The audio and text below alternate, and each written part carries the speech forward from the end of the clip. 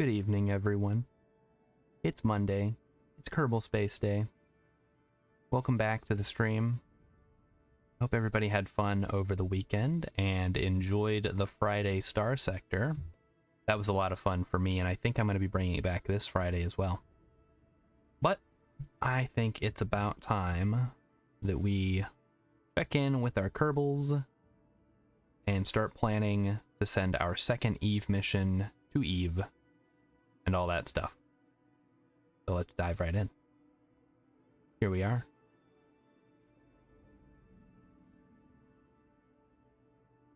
We are, of course, just going to resume our save. We've got a good chunk of change and some science. And it's time to see what we're going to do today. Okay. So, surface of Mun, space around the Mun. We can grab that real quick. What else can we do? Can rescue a Kerbal from orbit of Minmus. Plant flag on Eve. I think that one is still there, despite the fact that I don't plan on taking it. What's the other thing? This is transfer crew between vessels near Eve, right?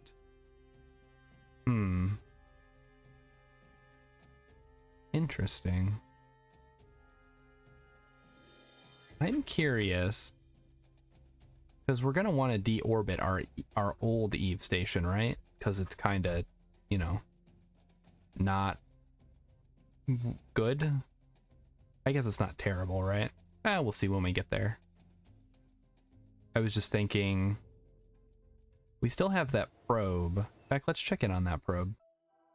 See how bad it's going. The Gilly Inspector.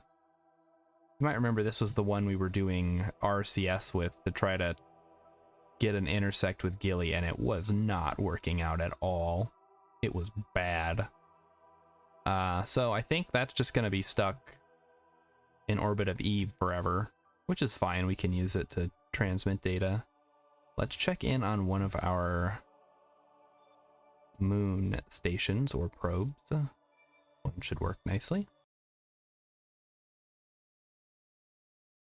We're going to go ahead and, oh, Hemmykins, it's all right. You don't have to be right on time. Same goes for all of you out there. You can show up as you like. Let's get some crew report. Oh, we can process that? Don't mind if I do. And transmit. Perfect. There's another easy contract complete. Much science. Oh, we have a good chunk of data in there already. So that's done. Let's head back to the Space Center and take a look at the R&D. See if there's anything that we want to include.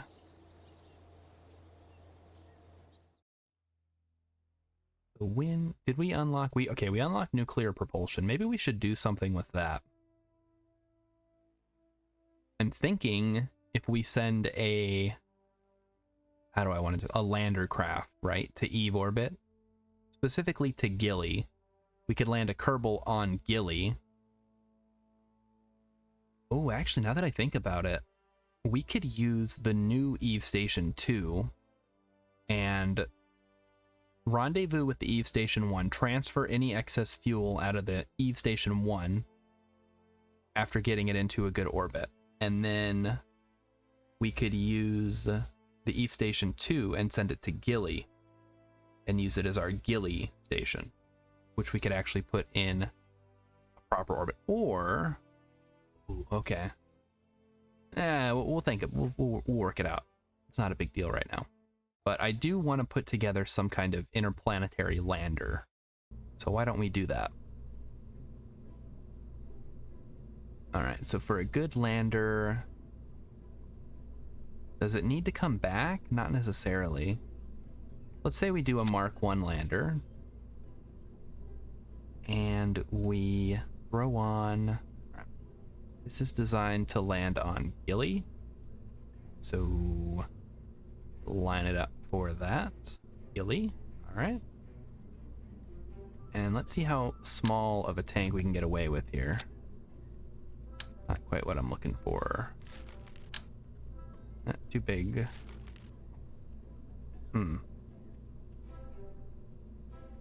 Let's okay.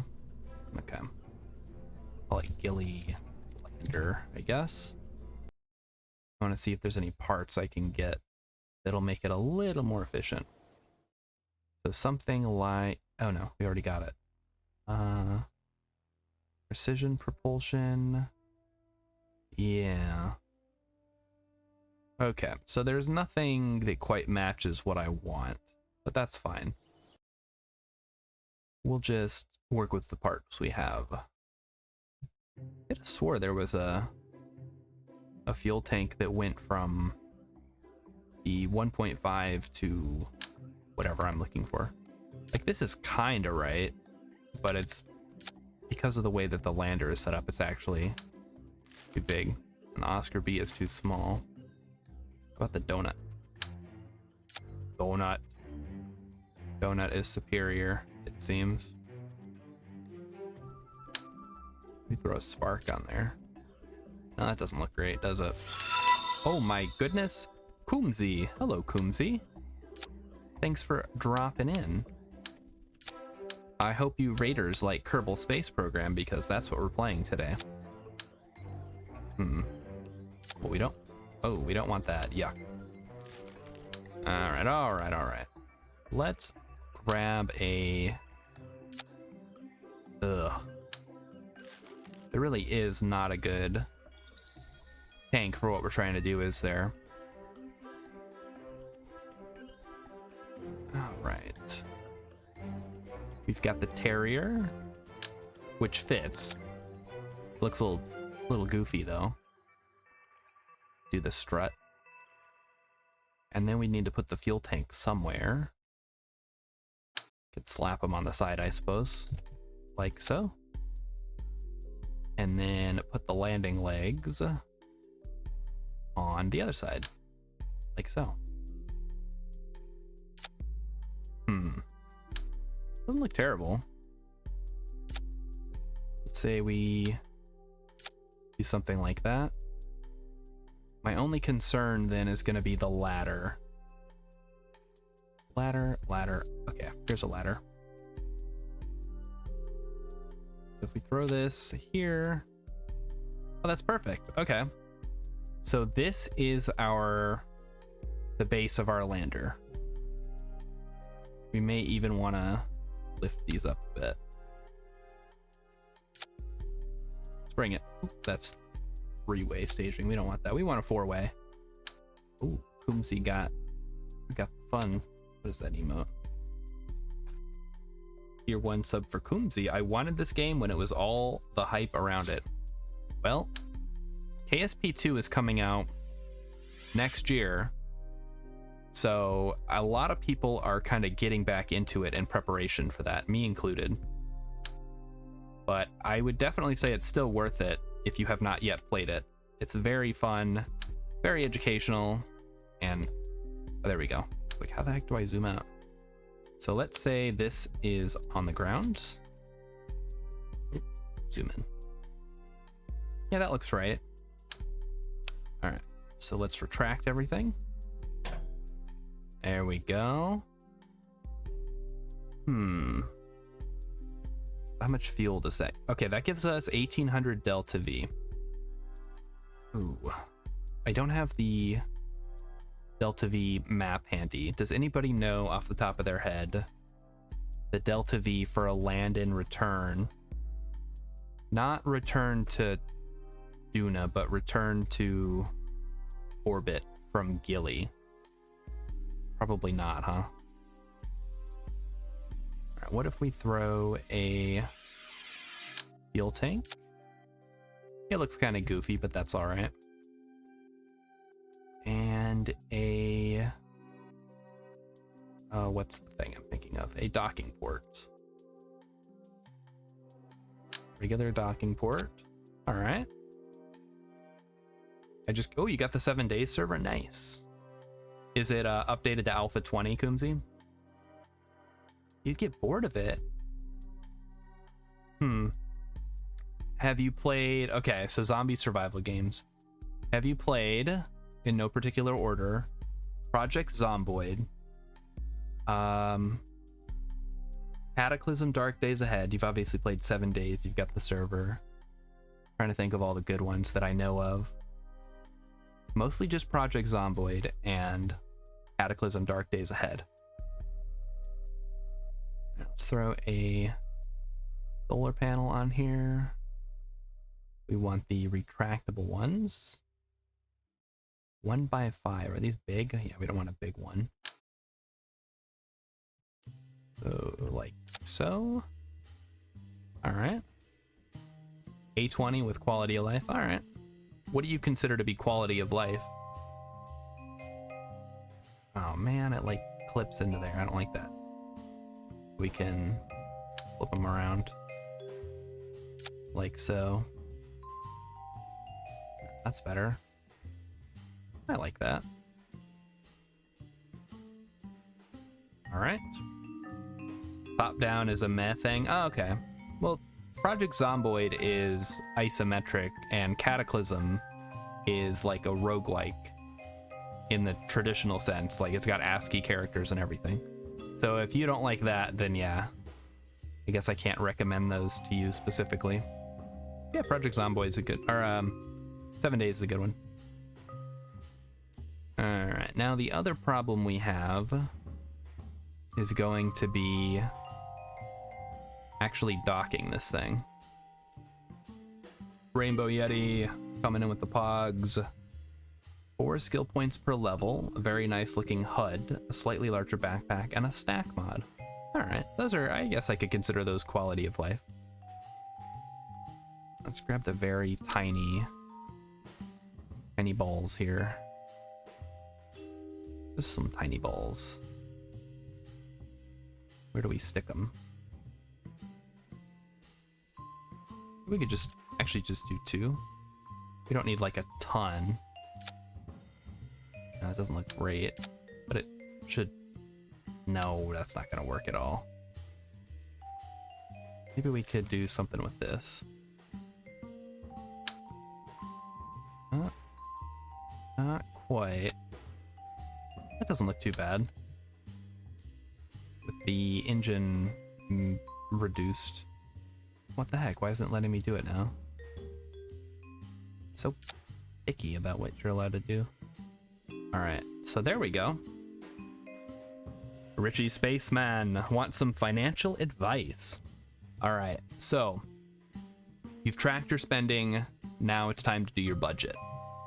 So when you're looking at your budget, the most important thing is that you're able to actually follow it.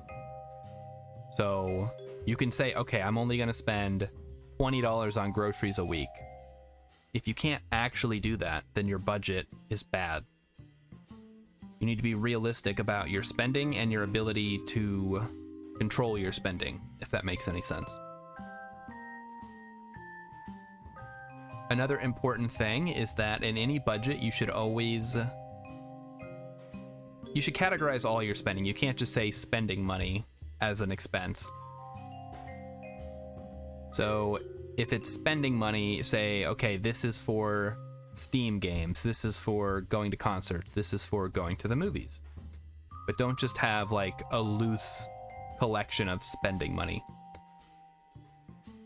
Ooh, oh, Kerpe's here. Oh, hey Kerpe, how you feeling? Are you still sick, buddy? I hope you're not. Hope not. It's been a real bummer hearing about your horrible illness. So here's our lander with the balls. Very important. Now we need to put the mono propellant on there. Pick the center of mass. Ugh, that's kind of ugly. I think, though, best option would be to use the very small RCS blocks. Just 2. And that should give us just the oomph we need to dock. Looking mighty fancy. Oh no, this is a very, very dumb. It's probably fine. This is just kind of my generic non-returnable lander, right? Because it doesn't have a heat shield or anything. Oh, speaking of games, What's everybody been playing? I know the Steam sale is winding down. I want to get some like last minute suggestions before everything goes back to full price. Do we do the linear port maybe? Oh yeah, I guess that would make sense, right? We need the very tiny one. 0.0013. We'll do the very, very tiny one. See where we can pick this to make it look okay. Get rid of the flag. We should be able to do that. Doesn't look terrible. I guess you can always just... No, you can't. I'm gonna say you can stick them on top of each other, but you cannot do that. Off didn't let me sleep until 7 a.m. Oh my goodness. Well, hey, I'm glad you get to hang out. From the Depths is good if you like Minecraft, but building ships and tanks. When you say ships, do you mean From the Depths makes it sound like ocean ships, not spaceships? I can handle me some ocean ships. It's always fun. And tanks, not storage tanks, like boom boom tanks. Gotcha. All right. So the question is, how much Delta V does this thing have on Gilly? 2172. I think that's enough. Now we gotta get it there. Ocean ships, build a fleet, and sink other ships / planes / airborne vehicles. Oh, that does sound kind of fun.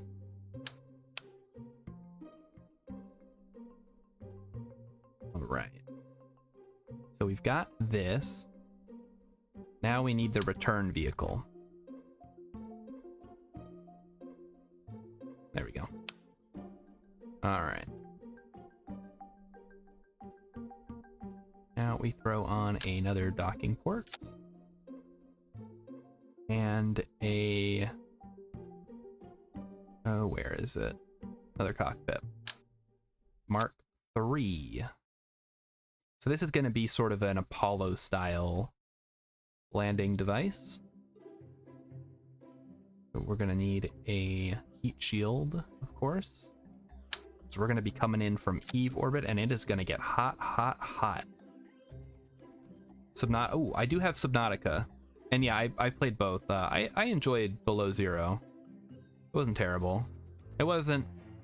I liked a lot of the quality of life improvements. I think overall the story was a little meh, though. Which I think has been sort of the consensus.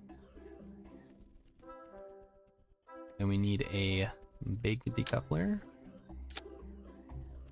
Alright. So now comes the fun part. We get to make a transfer vehicle. And for that... Alright, so let's say we grab one of these, we take all the oxidizer out. And we throw on... This is gonna get... It's gonna get real complicated real fast, isn't it? So where is the engine plate? There it is. Throw on a nuclear engine. There it is. So let's see how much Delta V that is. All right, that gives us 3,561 Delta V, which is a lot. I guess if we turn off crossfeed, though. Still 3,561, okay. Let's see. Oh, never mind, we don't have to disable crossfeed. Enable crossfeed, there we go.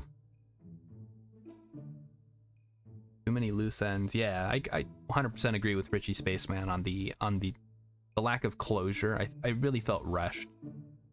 This is Subnautica Below Zero, by the way. If you haven't played it, it's still worth playing. Definitely play the first one, though. Okay, then we need... Make sure the node is where it needs to be.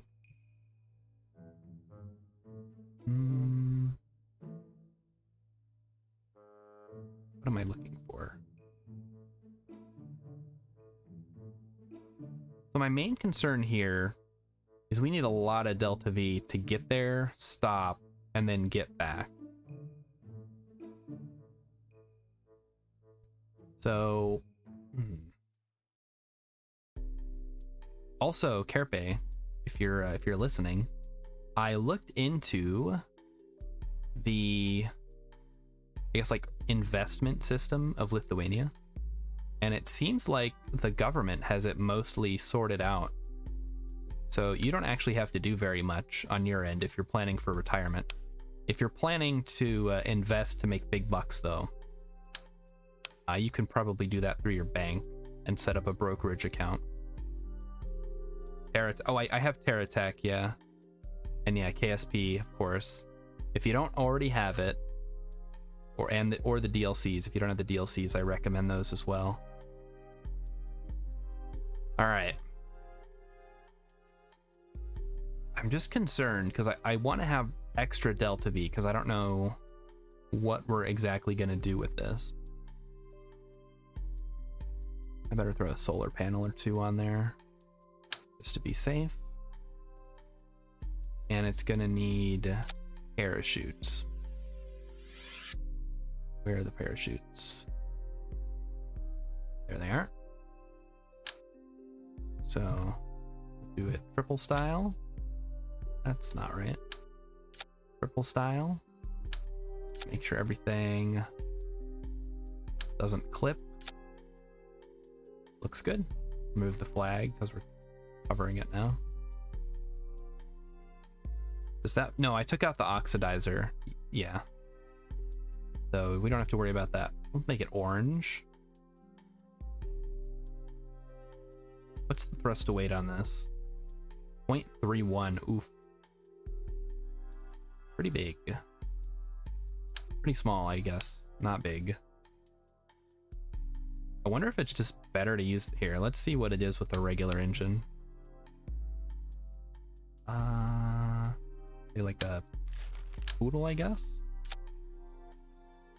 So with the poodle, are you gonna? Oh, need some oxidizer. Okay, so it's slightly more with. So that was what, 3,000? That's 3020 versus 30. Okay, so that's like an extra 500 delta V. That's pretty good. I can work with that. You know what I'm thinking also? How about some extra fuel pods? You know, for safety. Wolfhound's pretty good. Is that's a game? Never heard. It sounds like a submarine game almost. That's a wolf pack. All right, liquid fuel. Enable crossfeed. Throw a couple more of these on. All right, so now we have some side boosters we can use.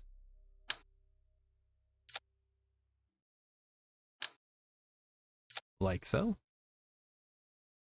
I don't hate it. What do you guys think? It's a bit goofy. We can't, ooh, yeah, we can't exactly cover that up, but it's fine. Who cares? Actually, I guess technically we could if we like went really nutso with it. Let's try it out just for fun. Payload. The big boy. Oh my gosh, this is, oh no, what is this? Chat, you're not gonna let me do this, are you? Oh god. Look at this nonsense. I mean, it technically works, right? It looks kind of like the Falcon Heavy, just really chonky. Wolfhound engine. Oh, okay. What is that under? Have I not unlocked it yet? I must not have it yet. Ooh, it's the Twitch engine, chat. Perfect. That's exactly what we need.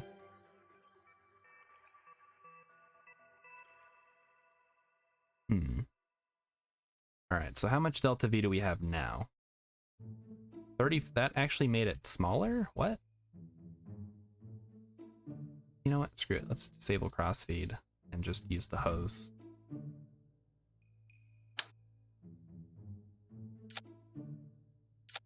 Okay, now how much does it have? Still the same amount. I don't understand this game sometimes. Oh, I see why. Ta-da. Move that. Okay, reset. Okay, so that fires. This goes on.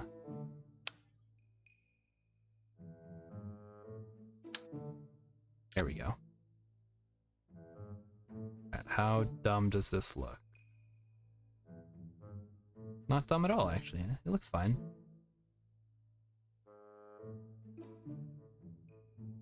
Okay, so we've got this. Our Gilly Lander. That is... Wait, 30... Okay, so it has... Wow, the side tanks add an extra almost 3,500 delta V. That's perfect. Then... Now it's time to do the main stage. It's going to get us most of the way to orbit, right?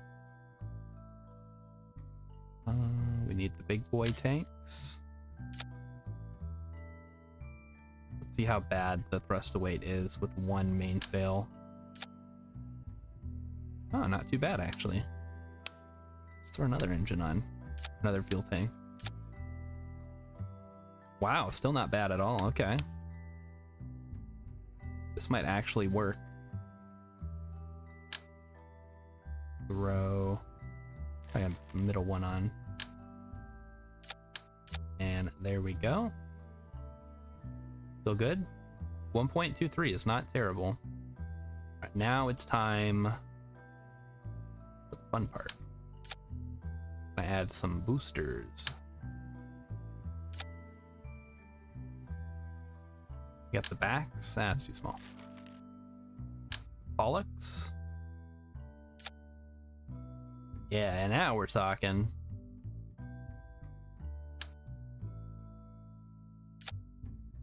All right. Scooch it down just a little bit. Right there's fine. Throw some thingies on there. I don't think that's the right size. Try that again.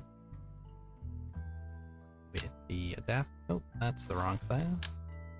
It's definitely the wrong size. What the heck? Is there not an adapter for this?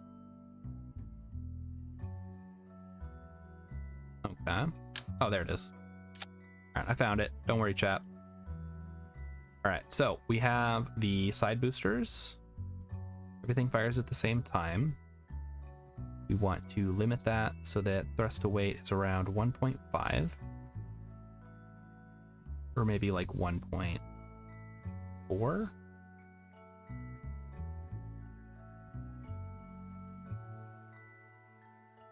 One point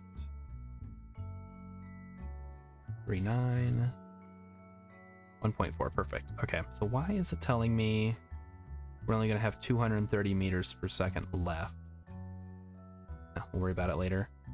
Okay, so we launch, we decouple the side boosters, they go wherever, doesn't matter. Then we ditch the whatchamacall. Then we're gonna need to drop the engine plate. That's gonna switch to the nuclear engine. Hopefully we're mostly out of the atmosphere by now, because otherwise we're gonna have a big problem. In fact, now that I think about it, we may want to have another booster here, like a smaller one with an actual rocket engine that's got better thrust to weight. Something like a skipper, perhaps? Like that. Okay. Throw a decoupler on. See how bad that is now. Ooh, this thing's getting expensive for what it is. I guess it's technically reusable. theoretically. And I can probably remove the hoses now. We can just say enable crossfeed, right? Yes. Yes, yes, okay. So we launch. We decouple. No. That's definitely not right. Many things going on here. Okay, there we go. All right, so we launch with everything. Bump these up a little bit. All right, so I got a couple of game recommendations. What else? What else? Anybody else got anything? Anybody get anything cool, or has been playing something? I have been playing. Let me see. I made a list here. I recently started It Takes Two, which, as you all know, won Game of the Year last year. It's actually pretty darn fun for the style of game that it is. It's a sort of a puzzle platformer, but co-op, so you have to hope that your partner's good enough at the game to get you guys through. And that's, this should definitely be enough to get through, yeah.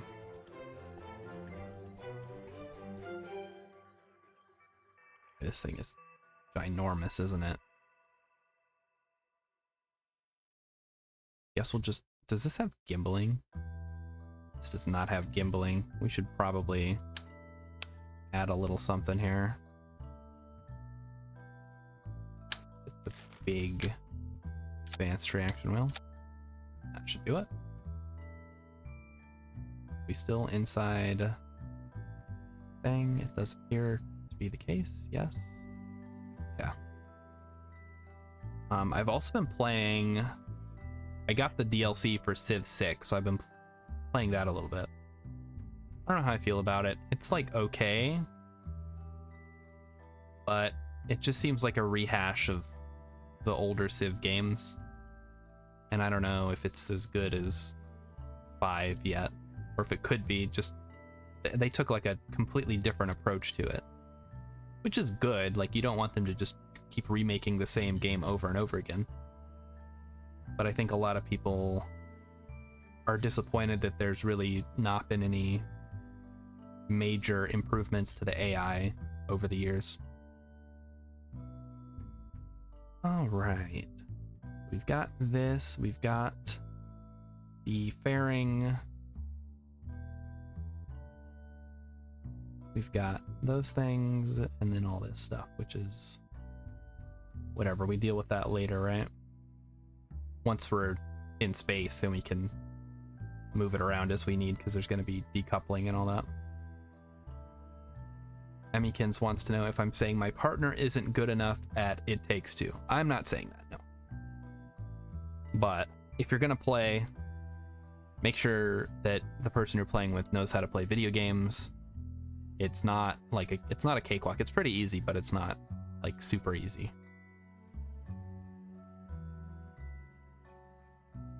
All right, I think this thing is ready to put into space. What do you guys think? I am seeing no... I guess I am seeing some issues. There's no science on here. We should probably fix that. So let's grab some science and turn off. Really?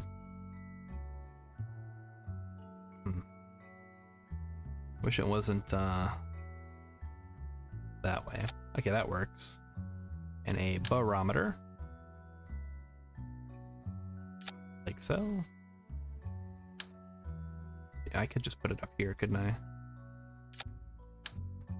That's a seismometer. That. Did I put the barometer on the right way? No, I put it on upside down. I remember this whole thing is upside down. So any part I put on, if I don't change it, is going to be upside down. Wait a minute. Hang on. I'm confused now. Take everything off. Okay, so here's the thermometer. Oh, this is already, it's automatically changing to be the right way up. Okay. Sure, I'll accept that. And we're not going to bother with the Science Junior or the goo, I don't think. We're just going to have to take what we've got. I don't want to make this thing any heavier than it already is. Okay. So let's go through another dry run of the staging. These all activate. We have a thrust weight of 1.4. We drop the solid boosters. We run out the main booster and switch to the engine to push us into orbit. We drop the fairing once we're at a decent enough altitude. Then we switch to the nuclear engine by dropping the engine plate and then firing the engine. Then at some point during flight, we can detach the side liquid fuel boosters once they're empty, preferably. And then from there, everything is controlled manually until we return this thing to orbit, or to Kerbal. And then this can just stay wherever. All right, so let's try it out. Who do we want to entrust with this? I guess Valentina, who is actually not available. Hang on. We'll save it. I think we actually need to go grab Valentina from the space station. So let's do that. What else have I been playing? I have also been playing, you guys are going to get a kick out of this one, a game called Babel Royale. It is a Scrabble Battle Royale game that is free to play on Steam. And you win by taking out your opponents by using their letters to spell words that attach to your word. Basically, you have an active word and your opponent has an active word. If you make a word that connects those two words, you kill them. You want to be the last man standing. All right. Yeah, I don't think we need anything else from here. I think we actually had one more supply mission we needed to do with the Eve station. Let's check in on Valentina. Because we're not sending, we're not going to send Valentina to Eve. But we do need to make sure the fuel tanks are full. And we do have a pilot on board. Yeah, this is then the upgraded Eve station design that we worked on. I think we just added different relays. So for those of you who weren't here last Monday, there was a new set of relays added, and we also added the science experiments and just made a few tweaks to the general design. Oh, I hit the wrong. That's real bad. Why did I hit shift? Luckily we didn't do too much damage there. Gotta be careful about my fingers. All right. Well, she's pointing the right way. Let's head down and launch a supply mission.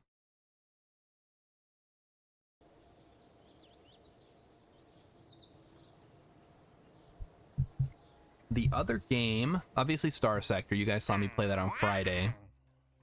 And I don't know. I don't have a lot of luck in Iron Man mode in that game for some reason. I get attacked by pirates and then I just get blown up. It's not great. All right. I don't know why I keep looking at the missions. They have not changed. We need to be looking at the tracking station. There's Eve station. We're going to speed up time until the station is over the desert Gulf area. And then we're going to launch our supply ship to meet up with it in orbit. Come on. And see, those are the other games that I've been playing. I'm not seeing anybody recommending anything else in the chat, so I'll have to take a look at what was said. Stardew Valley. I have Stardew Valley. I have the Subnauticas. Richie Spaceman recommended From the Depth. I'll have to look into that. I have not heard of that one. All right, looks like we're in position.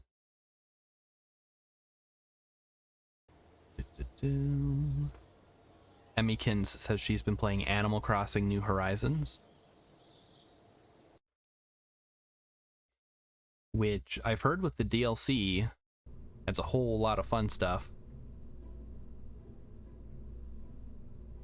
But I don't know if they plan to make more. It seemed like they were done. But maybe I'm thinking of, what was the game that they put out DLC and they're like, this is it. Outer Wilds, I suppose, did that. All right, we want the crew transfer shuttle, I think. And we need to put Garely on there. I think Garely is going to be the one to go. All by himself, he's going to fly the Eve station to Eve. Do we need to send anything up? I guess it wouldn't kill us to take a EVA science kit. That's under cargo. EVA experiments kit. One of those, and then a couple of EVA repair kits would be useful. So here we go. Let's launch it. Then, so we're gonna launch this. We'll get Valentina back. Oh shoot, Valentina can't fly that thing because then she'd be up there to go to Eve, which we do not want.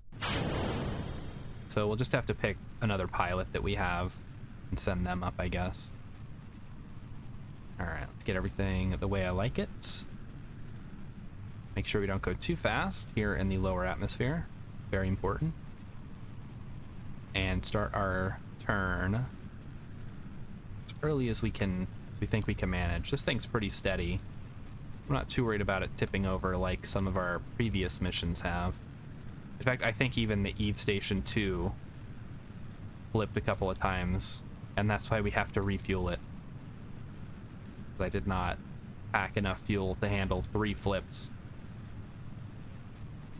Oh, getting some effects here from the atmosphere. Let's not do that.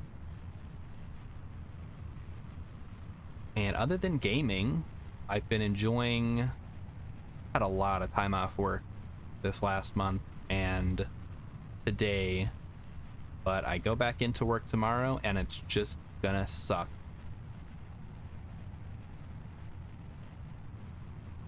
It's January, which means it's the end of the fiscal year.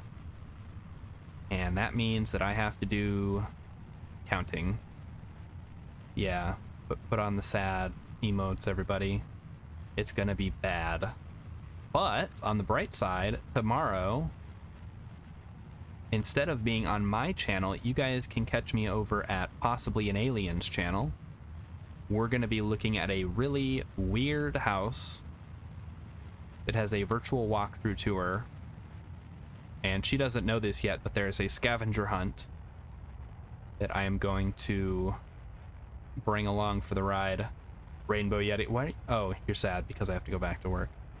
It's probably fine. My job's not that bad.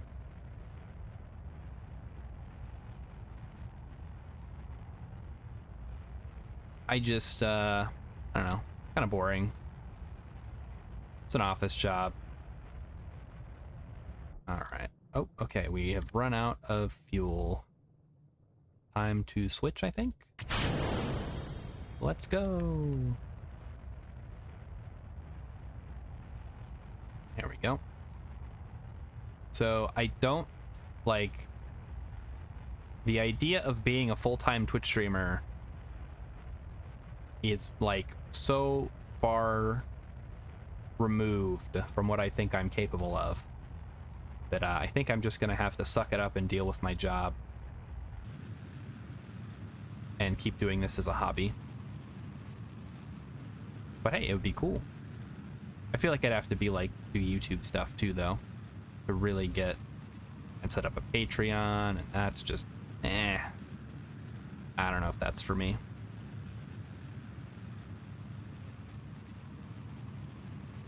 I think a nice, steady, normal job with a retirement account, Health insurance. For those of you who are not from the US, health insurance is what we have to pay for so we don't die. And even then, you still die because they charge you more on top of it.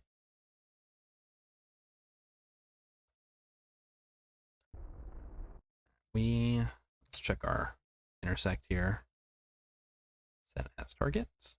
And we're going to be a little bit ahead of it, but that's normal.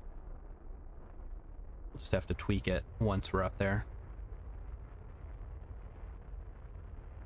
So that's my plan. But that has been my life these past couple of weeks.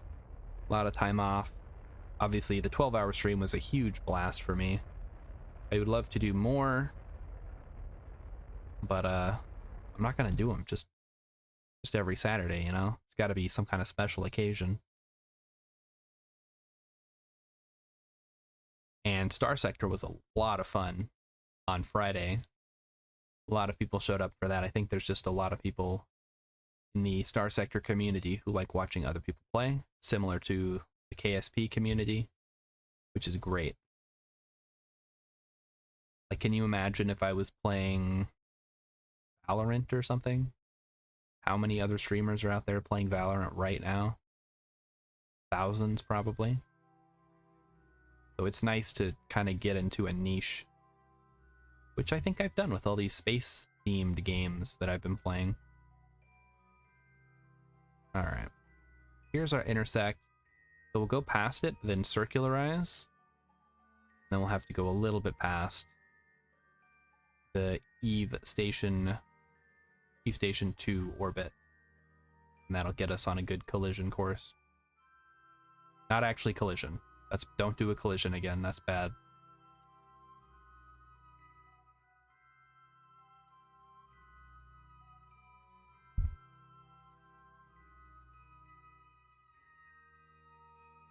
Okay.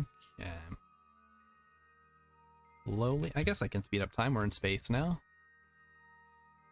Are you sitting around here doing nothing? There we go. And a boost.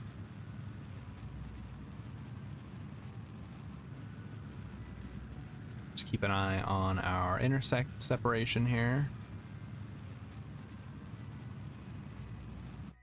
Oh. It's not quite what we wanted. We gotta look at this one.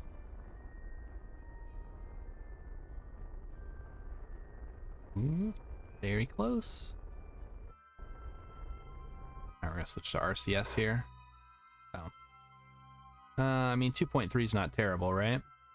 Probably fine. We'll sort it out. I think it's the inclination, honestly. Kind of a weird, like 0.4 degrees. And away we go. So, those are the games I've been playing. Interested to hear what everyone else has been playing. If you want to share, obviously, you don't have to.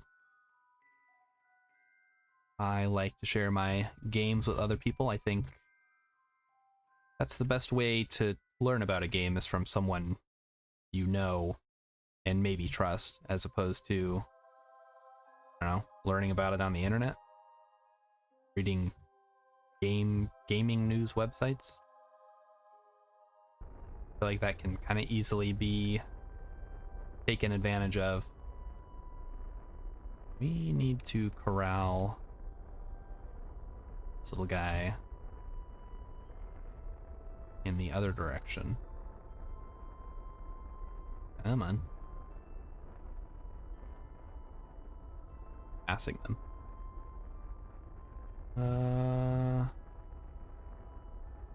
Alright, now we just zeroed out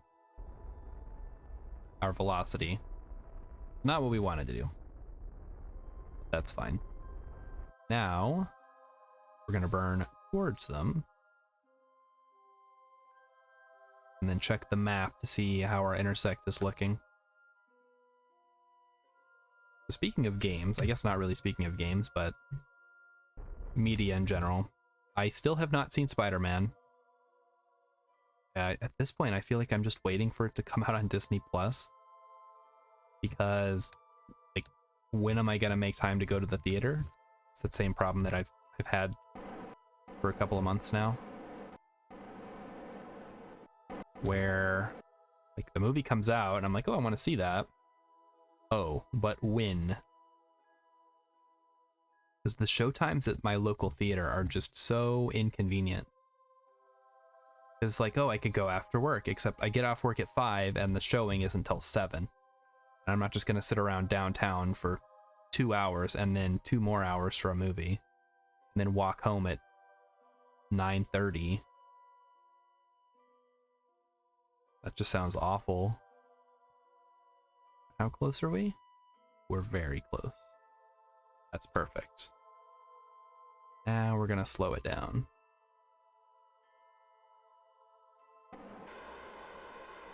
So I suppose at some point we're actually going to need to dock this thing, right? It's really loud. Is that loud for you guys too? It just seems like, why does it need to be that loud? All right, now we're going to point at, nope, other way. We are going to point Eve Station and we're going to land. Or rendezvous or dock or whatever. Here we go. There we go. And now we'll just speed up time until we're right next to them.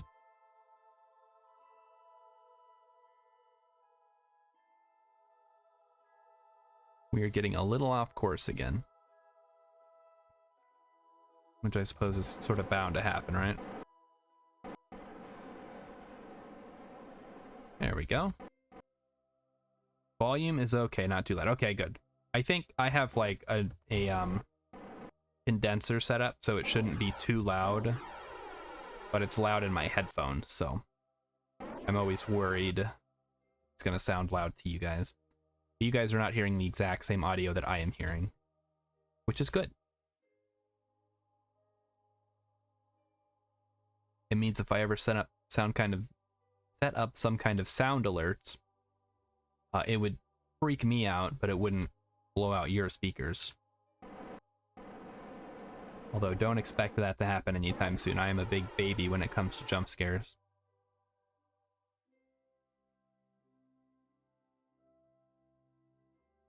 Which is why I was not very good at playing Phasmophobia. I got way too scared and had to leave the house. I would go in the house, set up some equipment, hear a spooky noise, and then just be like, I'm leaving. Let's just guess what kind of ghost it is. Probably one of the killer ones. All right, let's speed up time again. Going a little bit fast for my taste, but I think we're going to be okay as long as we avoid the solar panels. All right, let's slow it down. So point at target. Actually need to set docking port as the target. That's probably a good idea. And slow it on down. Ooh, coming a little bit fast there. Get that down below 1 meters per second. Now we want to face normal. Okay, there we go. Curly's got it. He knows what he's doing. Probably also open the shield. Oh god. I did not get set up correctly. Okay, now let's try this.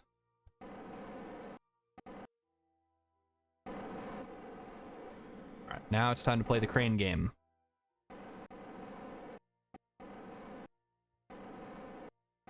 Up.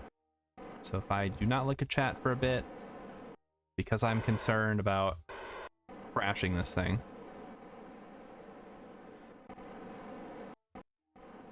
We have it on fine mode now. I think we do.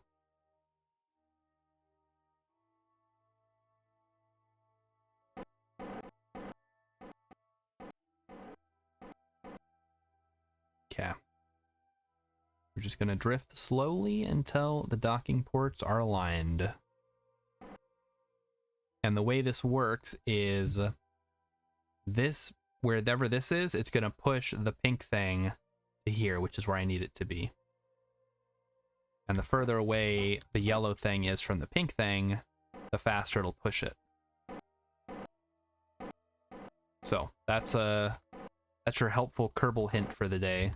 If you're trying to dock, you need to, I don't know, you guys can probably figure it out, right? That hard. I guess it might be. It probably just seems easier for me because I've done it so much. Alright, there we go. Now it's just a matter of waiting. Work. Alright, perfect. Let's fill up the tank. Don't know why that happened. And we're good. Now we are going to disable crossfeed, very important. And then transfer Kerbal to the station. And transfer Valentina to the return ship. Also, we've got all this crap we gotta load up. Jeez. Where is this? The hitchhiker kit? Yeah. We want this and this. Nope. This and this. So what I'm doing here is I'm alt right clicking, and what that does is it keeps it open. So you can actually like manipulate it.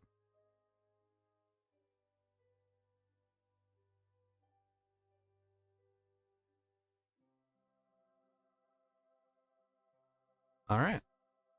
So this is all set up. Let's get Valentina back to Kerbal. Where's undock?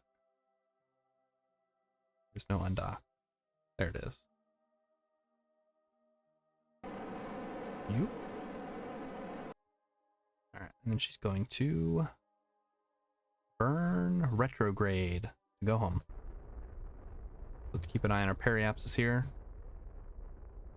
And once it gets nice and low, we can shut off the engines. Goodbye, Eve Station.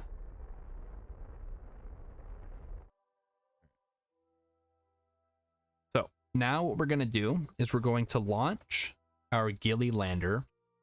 Then we're going to speed up time until it is time to launch to Eve. And then we're going to cross our fingers and hope for the best.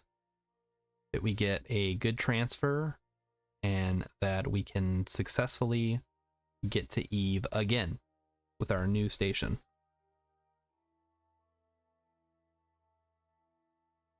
So that's what we're going to do.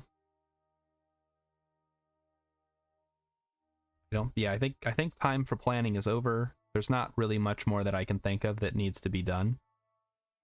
So we're just gonna let it ride. We're gonna launch our, well, I guess if the Gilly lander fails, then we'll need to come up with a different idea. But as it stands now, I think the Gilly lander should work just fine.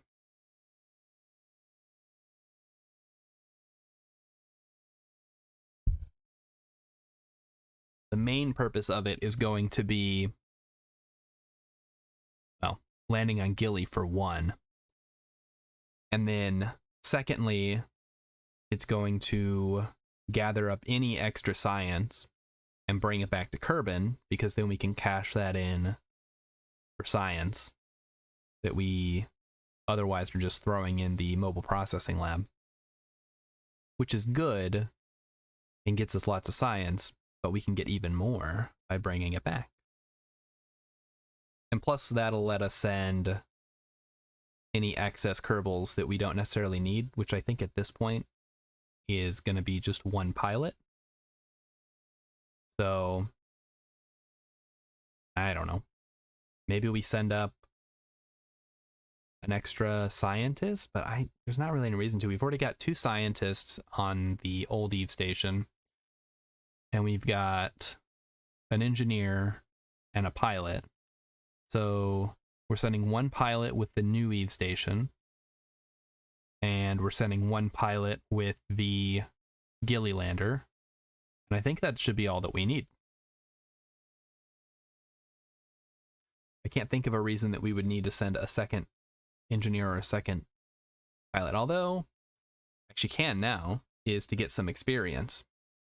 So why don't we go ahead and send, if we have an extra pilot or an extra engineer, we definitely have an extra engineer, we'll send an extra engineer and we'll check on the scientists. All right, let's do a little physics warp here. I think it's probably mostly okay until we start seeing the heating effects.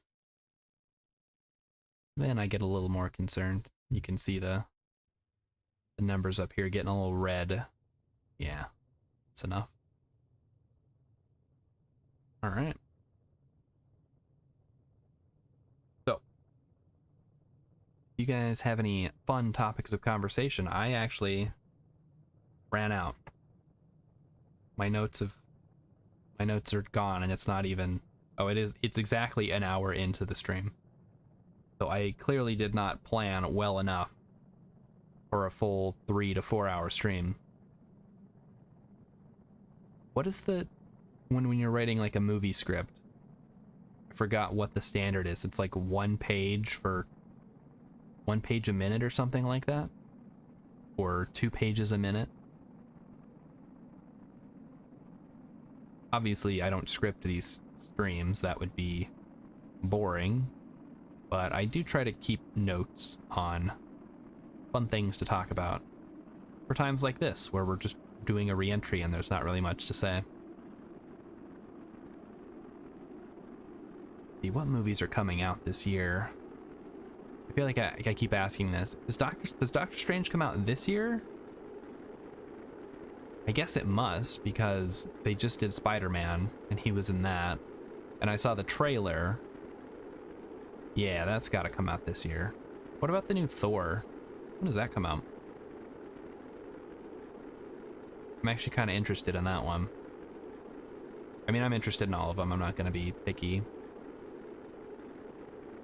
Although the one that I was not interested in very much was Black Widow, which I still have not seen. Doctor Strange is the next one. Ooh, that's exciting. Thor should be later. Oh, perfect.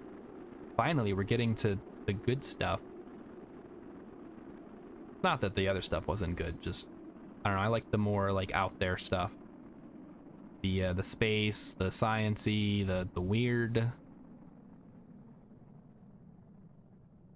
Like, yeah, Iron Man's fun, but he doesn't usually go to space or encounter aliens. Obviously, Infinity War excluded. They fought aliens, I guess, in the first Avengers movie, right?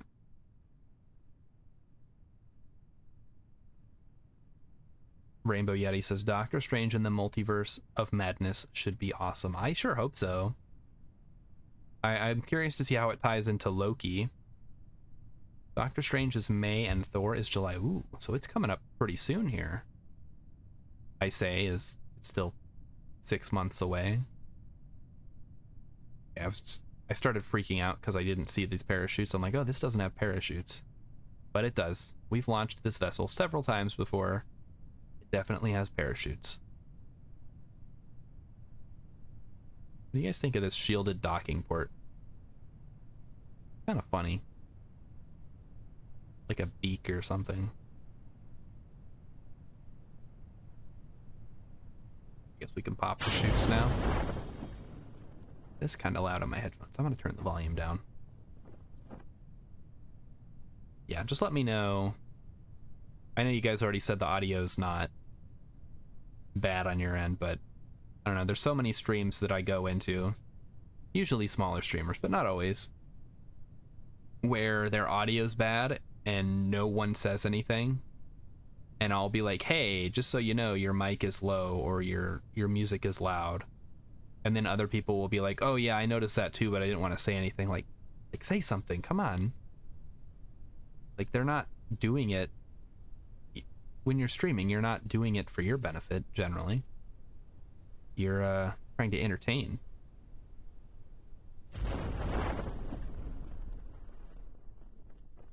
Ooh, that reminds me. I was looking at, it was Reddit. I'll just say it. It was on Reddit. And somebody started a thread and was like, what are some streaming pet peeves that'll make you leave? And that was one of them. It's like bad audio. Some of the other ones were like, if the streamer doesn't talk at all. And this is so true. You guys will see it if you go to enough small streamers. You'll go in. There's no one chatting. That's okay. You know, you don't have to have a busy chat, but they're just sitting there staring, and you can see them on the webcam, right? It's even worse if they don't have a webcam, is they're not talking at all. Like, they're just playing the game. And maybe this is just me, but if I'm gonna watch someone stream, they should be talking about something. Because otherwise I could just watch a YouTube video of somebody playing through a game. There's no reason I have to go to Twitch for that. Anyway, that's just my thought. I'm curious to see what you guys have to say. Because there were definitely some disagreements in that thread about different things that people like or don't like in a stream.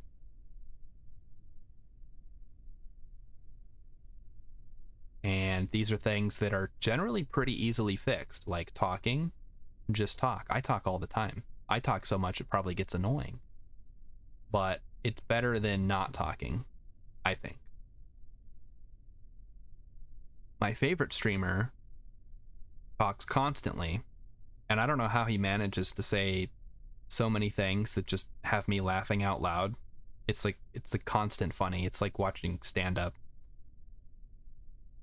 And that is the atmosphere that I aspire to, although I am not nearly as funny. He has a wealth of life experience that just allows him to be incredibly funny, almost unintentionally.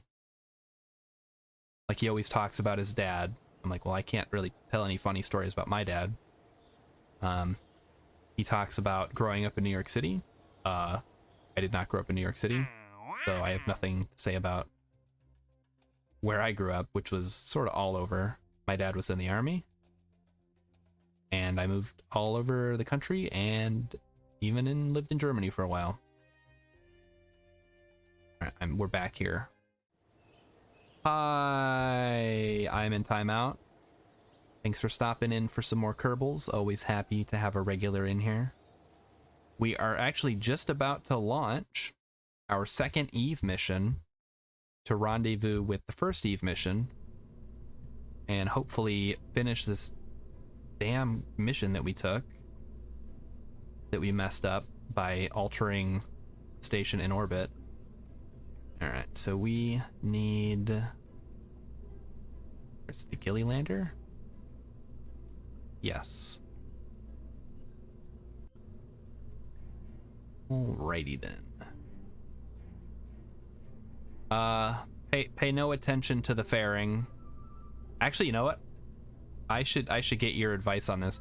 How does this fairing look? Does this look acceptable? Because I assure you, it's a heck of a lot better than what's underneath, which is this. Gaze upon it. This is designed to, it's basically an Apollo style lander that is designed to get to Eve, Gilly specifically, send the lander down to land on Gilly, and then rendezvous with the transfer vehicle, and then go back to Kerbal. All right. Yeah, what a big fairing you have. Is that a fairing in your pocket, or are you just happy to see me? All right, so let's load it up. I think we said we were gonna send a pilot a second pilot, and an engineer, so they could get experience. And we're not going to send our one remaining scientist because we might need them. So the plan is we send all 3 of these guys. They get a bunch of experience. That's basically it, yeah. And there's science experiments on here, so that'll happen. Worst case scenario, everybody dies. I guess that's theoretically possible, right? You're gonna lurk? All right, lurk. The Liver 7 has not gotten to orbit yet. Well, thanks for stopping in and checking out the channel. We can help you with that. So I'm going to go ahead and launch this. Enchiladas. Oh, heck yeah, man. This dude eating enchiladas. All right, so the Liver. We are going to launch this monstrosity. It's actually not terrible. Into orbit, and then I can actually show you a really simple design. Are you playing science mode, or are you playing career, or are you trying to play sandbox? Because that sort of determines the kind of advice that you'll need. If you need advice, I guess, I assumed. But yeah, if you're just messing around in the game, then go do that, yeah. You're playing sandbox? Okay. So that makes it a little bit easier because you have access to all the parts. Let's launch. Baboosh. Oh boy. Oh god. Okay, this is super. Why is this happening?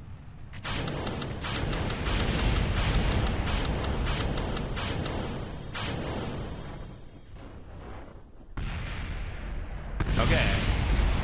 Well, there goes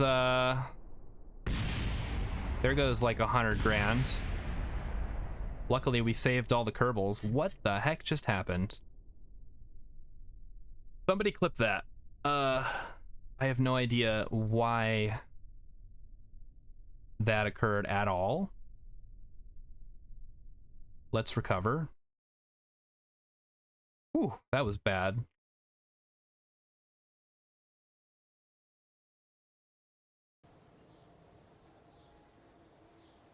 Whew. All right, how much did we recover from that?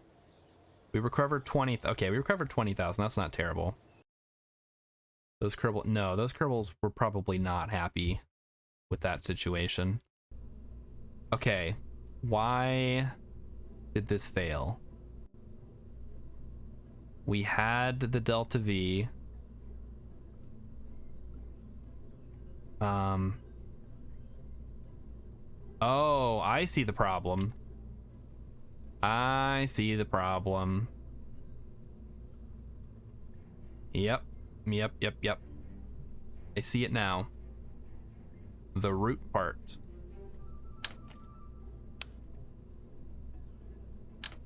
There we go. Ta-da! I fixed it. Hopefully. Let's try this again. It was too bad. We lost like 70,000. Okay, so yeah, let's double check this. Cannot transmit science. Let's fix that. Now I'm actually concerned about the design of this thing. So let's throw a communitron on here. Engine jettisoned, whatever. Decoupler attached wrong. No, that's fine. Command module facing the wrong way. Fine. Empty crew cabin. It's fine. Electric charge generated, but storage lacking. Storage is not important. All right, let's try that again. I'm actually going to beef up solid rocket boosters. Hopefully that'll give us a little more oomph. Okay, these things are these going to be maxed out? There we go. 94%. Okay, let's try this again. Same crew, same deal. This time we're going to be controlling it from hopefully the correct thing. And actually, I think oh my goodness. Something exciting just happened. Let's find out what it was. Right after this break. That was the Liver 7. Hey, thanks for the follow. I really appreciate it. Stick around for more Kerbal content every Monday. All right. Let's try this again. Round 2. Still don't know what the issue was. I thought it might be because I had the control thing wrong, but I don't know. All right, let's go. Okay, this is a little bit better. Yeah, we're gonna keep this thing pointed basically straight up as much as we can. All right, this is much better. Wow. Oh, I see the I know what I did wrong. So because I had the cockpit set as the root part and it was pointing down, and I didn't change the control point, when I was pushing D on the keyboard to go east, it was actually pointing me west because it was the opposite. So my error cost the space program about 70 grand, but that's fine. We've got plenty of money to work with, about 2 million. All right, we're getting into the atmospherics here. Let's slow it down a bit. Let's check on our apoapsis, which is looking fine. We're gonna turn a little more now. Not too much, just enough. Okay. What was the problem? Was my explanation not good enough, or did you say that before I gave the explanation? All right, and now we are going a little harder into the turn. Let's really give it the gas here. You didn't hear? Okay. So what had happened was I have 2 cockpits on here. I have the lander cam and the Mark III cockpit, I think it's called, capsule. And because I flipped the lander cam upside down and it was set as the root part, it was being used for the controls. However, since it's flipped upside down, everything is reversed.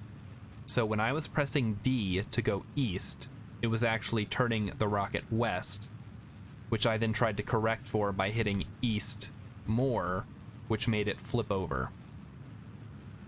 So user error is the culprit here. So let that be a lesson. If you flip over your lander can for an Apollo style mission, make sure that you set either the capsule as the root part or you change the control style of the other thing. Patrick Star. Okay. Yeah, you don't have to call me Patrick for that. Jeez. All right, there go the fairings. And we are good to go. Let's check our apoapsis here. All right, we should be good now. Ooh. All right, but we fixed the problem very quickly, and we should be good to go now. So I'm not too worried about it. I thought you said Weast. Yeah, that's what happened. I had the compass pointing Weast. All right, let's get this thing circularized. And then the Liver 7 I will get to you if you, well, actually you didn't say. Would you like a quick demonstration of how to get to orbit? Or are you just here to observe?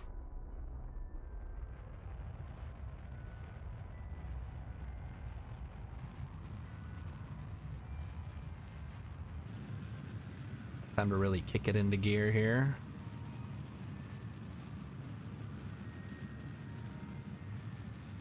Dial it back a bit. Little bit to the west. And then we'll be switching over to the nuclear engine once we run out of gas in this one, which is going to be very shortly here. Oh, okay. We have in fact run out now. So here goes the nuclear engine. It's very, very slow. Not that slow, but compared to like 0.18 thrust to weight is like nothing. Just here to observe? Okay, let me know if you have any specific questions. I am always happy to help a new Kerbal player. I'm not an expert by any means, but I've played long enough to kind of know most of the common early game things that people run into. All right, so we have a lot of fuel. We have 3,300 Delta V in the side tanks alone, and then another 3,400 in the central tank. So this thing can go far, but not very fast. So we're actually going to switch back. Wait, okay, that's landing. We're going to switch over to the debris, and we're just going to watch it as it falls back into the atmosphere to make sure it gets gobbled up. So current plan is going to be, and actually, oh shoot, no, did I throw it out? Okay, had it in the garbage.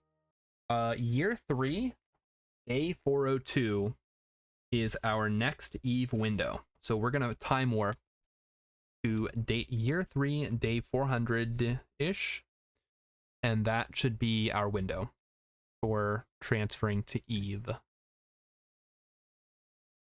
What are we at now? We're at year 2, day 308. Ooh, so basically, it's a long time.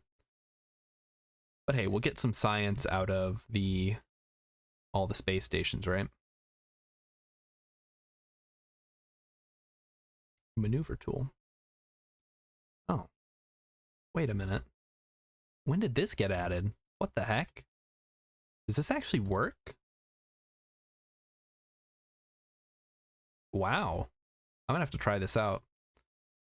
If you know how the maneuver tool works, let me know. I'm just now noticing that it exists. I was coming over here to look at the money, and now I saw this. Your current plan. Well, it's not a plan. It was just some notes that I took and then forgot that I threw out because somebody spilled wine all over my notepad.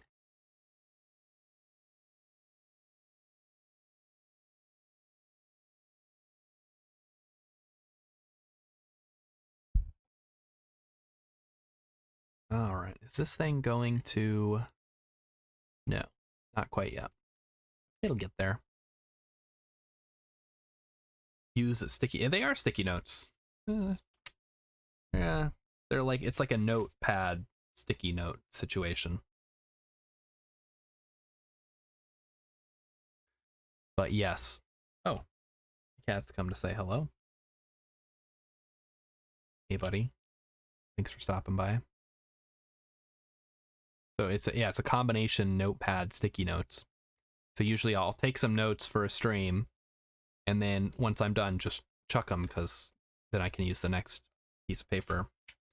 But in this case, I had written down some very important information, which I should have realized when I went to throw this one out. Luckily, I haven't taken the garbage out, so we're good. Look at this debris floating majestically.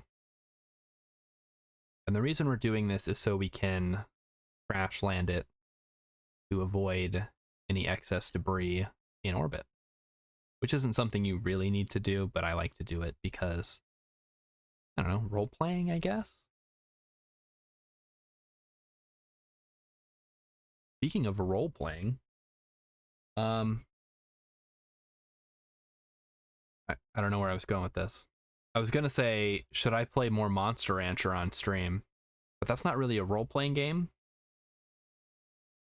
But I was thinking about it, and I wanted to segue into it. So there you go. right now on the sort of like back burner is Monster Rancher, well, Monster Rancher 2 specifically. Because right now, the 3 days Emmykins wants it. The 3 days of the week that I'm streaming games are Monday is KSP, Wednesday is Oxygen Not Included, and Friday is going to be Star Sector for at least another week. But I am looking to rotate some new games in, or different games. So, obviously, if you want to see me play a specific game, you can cash in that little channel points reward down there in the bottom of the chat screen thing. But I do have a list of games that are kind of on rotation, and if you would like something added to that, feel free to let me know. Emmykins wants Monster Rancher, so I guess that'll pop up again here in a couple weeks, probably. I would like to revisit the farm and see how the monster is doing. I don't even remember what kind of monster we had when we left off. I know Frank died because he got punched to death. And then we went through a bunch of songs or albums. They gave us really crappy monsters. And then we got like a semi-okay one, but I think it was a Suezo that was a little jerk. For those of you who have not played Monster Rancher, it's pretty great. It's a game from the 90s, so a Japanese game from the 90s, so it's extremely obtuse. There's some bad translations, and nothing really is made clear to you unless you read a guide, which is, of course, the best kind of game. I'm sure you guys all remember the strategy guide craze of the 90s, back before the internet. And even after the internet existed, they still persisted, and they may still exist to this day, honestly. I don't know. I haven't picked up a strategy guide in years. I think they may have transitioned to more of like collector's edition items where there's like art, concept art and stuff. Because honestly, you can just watch a YouTube video, or I think GameFAQs is still around. You can go on there and just get a free guide, right? Those were the days. You just go online and look up somebody's guide on the internet and learn how to play a game. Now everybody wants tutorials and pictures. You know, I never noticed, but this engine is actually pretty cool looking. Like it's got like this shroud here. It's got this ball for some reason. I assume this all is based on a real engine. Still cool though. Emmykin says, in my defense, all of the K-pop songs I suggested gave you rare, locked S-tier monsters, so I had to start suggesting bad ones. Yeah, I suppose maybe we need to revisit that, if only to go back and unlock some of those monsters we couldn't get before. Because so many of the songs or the albums that we tried to use gave us an error. It was like, this monster is too strong for you, traveler. You need to go to a seller who sells weaker monsters. And so we never got them. What we got? I don't remember what Frank was. We used a Frank Zappa album to get like a slime, but it was like a night slime. I don't remember the exact species that it was. But Frank was pretty great until he got punched to death in that tournament. Real bummer. Real sad about Frank.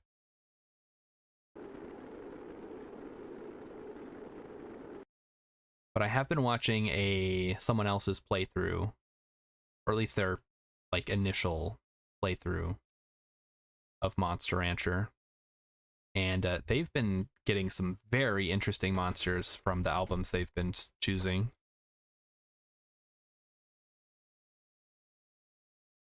I think they go for more of a meme style though. Like one of the ones he picked was where he tried to use Baby Got Back by Sir Mix-a-Lot. to see what kind of monster you would get, and then some other interesting songs. I won't spoil them here. Apparently you can get the, if you guys are familiar with Toby Fox, who made Undertale and Deltarune, who actually has albums, and you can actually use his albums to generate monsters in Monster Rancher, which is pretty cool. If you like those games, I guess. I have not played Undertale or Deltarune. Feel free to suggest it, but I don't know if it's really my style of game. I haven't been super spoiled on it, so I could theoretically go in mostly blind. I know there's like a twist and stuff, but I don't know exactly what that twist is. So it's not like, I guess it's a little bit like Outer Wilds, right?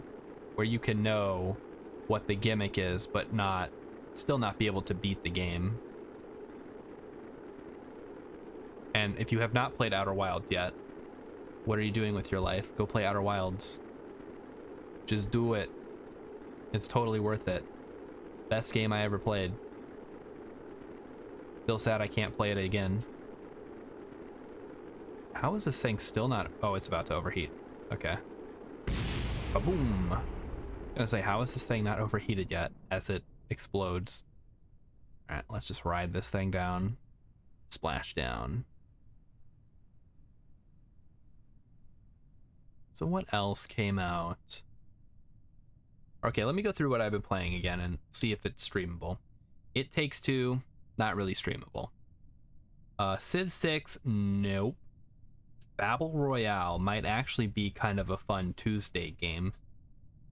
Star Sector, I'm already streaming. Other games. It just says other games on my list. So, I guess whatever, right? And then the last thing I have on this list is work, and now I'm sad again. Yeah. That's alright, though. It's a new year. New month. New work.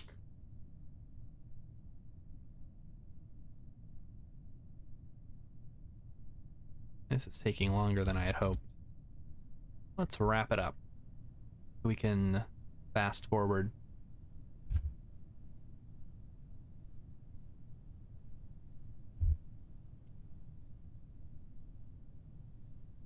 We should also... I don't know how often it's prudent to slow down time and check the missions, though. I feel like it's possible to miss some missions as you're speeding up time, right? Like, as we fast forward, we could miss some really, like, profitable missions. Oh, this is almost splashing down. Whoosh. Alright. Yep. Alright. To the tracking station we go. So, let's make sure everything is in order. And then we'll let the fast forwarding begin. So the Gilly Lander is in a safe orbit. Eve Station 2 also in a safe orbit. They should not collide. They're on different inclinations. Gilly Inspector is just gonna live here, I guess. The Eve Inspector is splashed down. Eve Station is in a nice 100-kilometer orbit. Sun Station is in a nice, like, 16 million... Is that million? 16 trillion? 100,000 million... Oh, billion. 15 billion meter orbit of the sun. Like, I've forgotten my numbers all of a sudden. We have some comets here. I don't think we're too worried about those. The Eve Station, we already looked at that. Sun Station. Couple of satellites that we've got. All right, so let's go ahead. I left it. I was gonna fast forward. What am I doing? All right, one more look at the mission control. just to sate my curiosity. All right, we'll take the flag on Mun one. We'll do that eventually. Surface outpost on Minmus. Wait, that one's actually kind of good. Yeah, but we don't really need one. I'm tempted. A new surface outpost on Duna with 6,000 units of liquid fuel. Oof. I don't know, that's pretty profitable, but I don't have any plans to go to Duna anytime soon.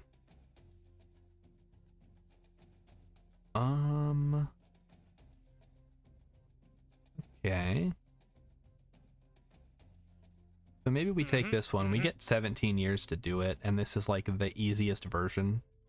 Although it doesn't really pay well, does it? We get an advance. We'll take it.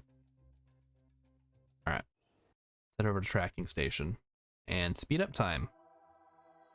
So we are shooting for year 3, day 402. So let's ride it out.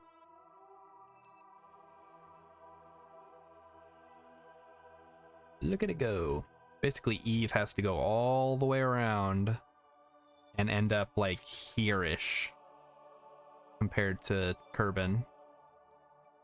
How many days? At least 402 days, I suppose. Let's see when it turns over. Okay, so like 430 something is what I saw. So let's stop in and check on the missions. Make sure that we didn't miss out on any.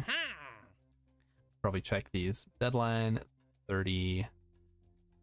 That does not have a deadline. This does not have a, well, it has a deadline, but it's year 8, so we should be good. Year 9 and year 17, so we should be fine. Let's see what's available. These are never gonna happen. New orbital station around the Mun. That's not, we're not gonna do that one. And gather surface mystery goo observations from the surface of Eve. That's also not gonna happen. All right, back to the tracking station. Let's speed up time. Maximum warp.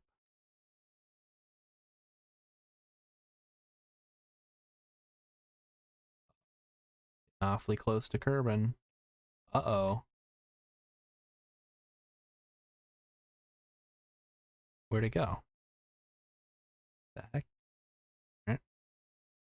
I guess it's not going to crash into Kerbin because it disappeared instead. All right, year 3, day 402. We got to be extra careful not to overshoot that. Although I guess we can overshoot it by like a couple days, right? Should be fine. We'll try not to. Here we go. It's coming around the mountain. Slowly but surely. I really hope that KSP2 has a bigger time warp, because if there's going to be interstellar travel, the times and the distances get kind of crazy. So I'm expecting there's got to be something beyond the whatever this is times 10, 100,000, I guess is what it is. Coming up on day 400. So we need to be extra careful not to overshoot that. But as you can see, Eve is slowly gaining on us, which is what we want. Slow it down just a little bit. Got a little worried there for a second.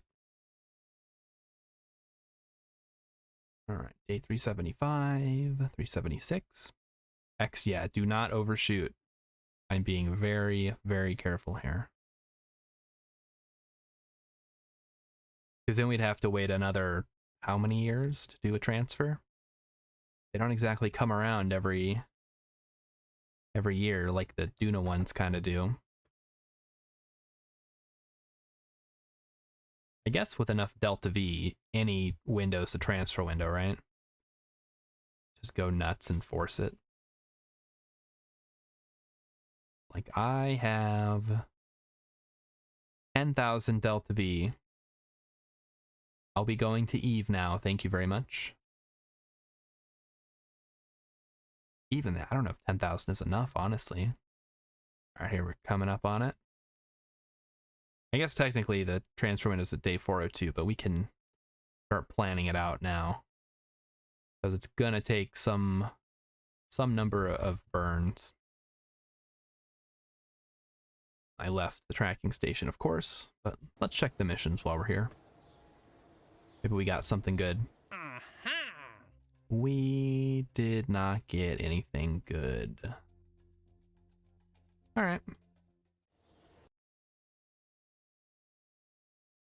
So before we do anything, we're gonna check on the Eve station. And we're gonna send all the science we've got, because I'm guessing after warping for over a year, the science is all gathered up, right? Not all of it. Oh. Inactive. Did I turn... Oh my gosh, I turned science off. Okay. I guess.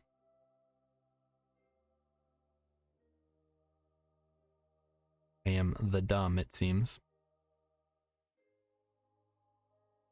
Right. Report. Alright, everything's... Okay. So that's dumb. I don't remember... Oh, I remember why I turned it off now. It was because the probes were not getting power. And I thought maybe it was because I was running the science lab. But it was actually because I had turned off crossfeed on the docking ports. And because of that, I turned off the science lab and then forgot to turn it back on because we had that emergency docking with the probes. I had to send out an engineer to open up the solar panels manually. All right, that's okay. We don't need Eve science anyway. Let's check on the sun station, which is too far away to even matter. Yeah. How about Min Station? Min Station should be coming around the mountain here. That should have science, right?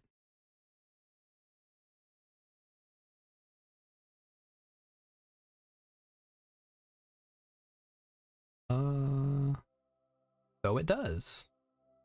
Awesome. Let's warp a little bit. So we're in the sun. And so we can actually talk to Kerbal. Okay, we can talk to Kerbal. Time to transmit science.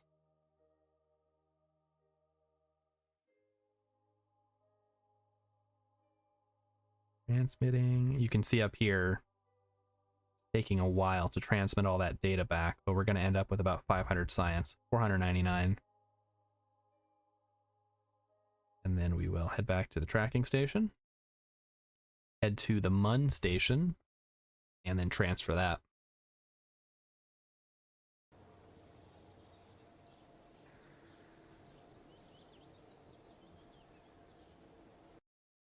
And then I think it might be about time to decommission the old KSS and switch everything to the Jet Memorial Station in orbit of Kerbal. And this should be, yep, okay. This is in the sun and linked up with Kerbal. So we should be able to send the science from this one. And then we're going to have a lot of science after this. Yeah, look at that. Yep. All right. Transmit science. Speed up time. Taking it sweet, sweet time. Again, you can watch up here. Kind of hard to see.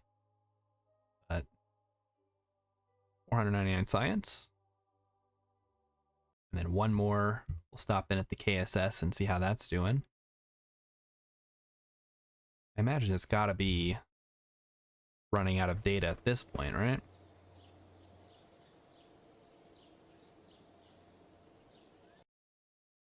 And then once it's run out of data, we can rendezvous with the Jeb Memorial Station, drop off all the Kerbals, and then I suppose we'll actually have to send something up there to push it. Because it can't drive itself because it doesn't have a probe core. And I don't exactly want to have a Kerbal on board when it's re-entering, right? Alright, so let's take a look here. Yeah, it looks like the data should be just about done. Oh, nope, it's still going. It's just going very slowly. Fair. Where's the sun? Way over there.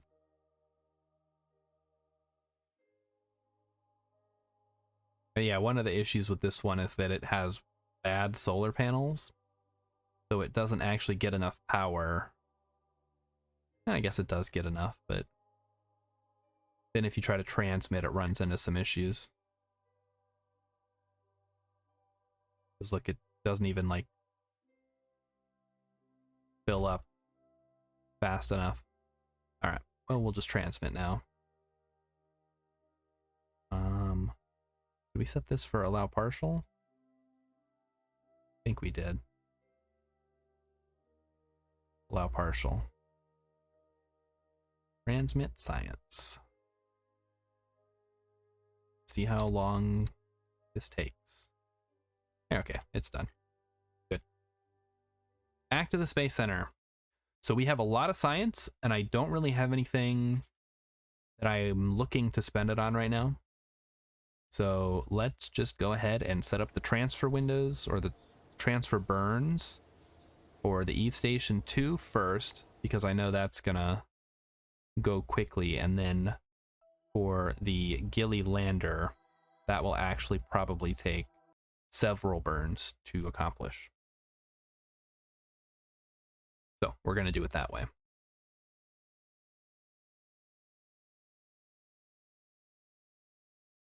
All right, so let's test this thing out. So we are going to Eve. Nope, I don't want to set it for year 5, day 212. We are gonna set it for now because I already did the thing. I want to say I don't have access to the. Hang on for a second. Gonna look up the delta V calculator.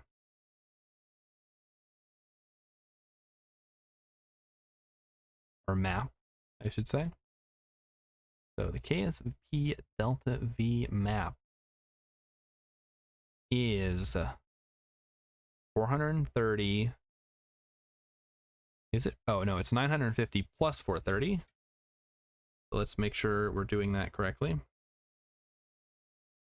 About 1360. So let's do that. 1360. And that we should be able to see a pretty close intersect with Eve as we move the maneuver node around a bit. So there we see it appearing briefly and then disappearing because of the inclination. So we're going to want to add a burn at the inclination. Let's see how close this gets. That's a little bit better. I think we may have, yeah, we overshot it a bit. All right, so now we're going to go back to the first maneuver and we're going to tweak it.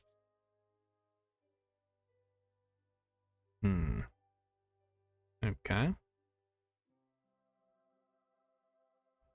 Let's see what gets us closest. And if you are an expert on transfer burns, please let me know because I am not. Heck. This looks really bad. Can I just... Oh, what is this? No, that's not quite what we want.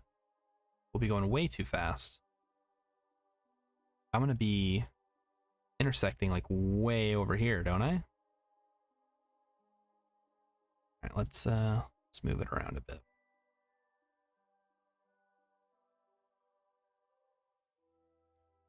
All right. I don't remember how I did this the last time. I probably should have taken some notes.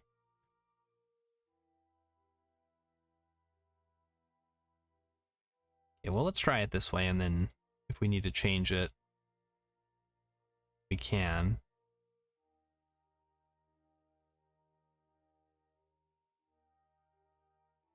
All right, is that getting me closer or farther? Getting me farther. Okay.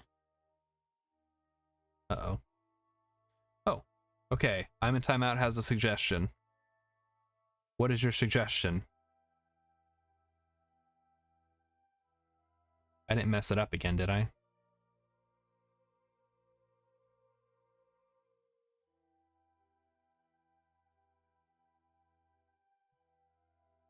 Da, da, da.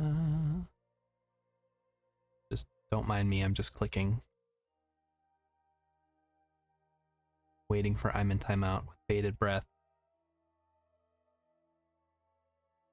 They are actually a Kerbal expert, so if you have any questions, ask them, not me.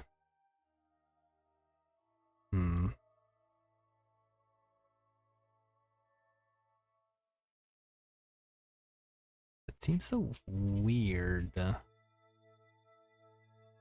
Please don't make inclination changes in solar orbit. It's wildly inefficient and can cause your mission to fail due to lack of fuel to return. Okay. Sure. All right, so I should just make the inclination change with my initial maneuver, is what you're saying?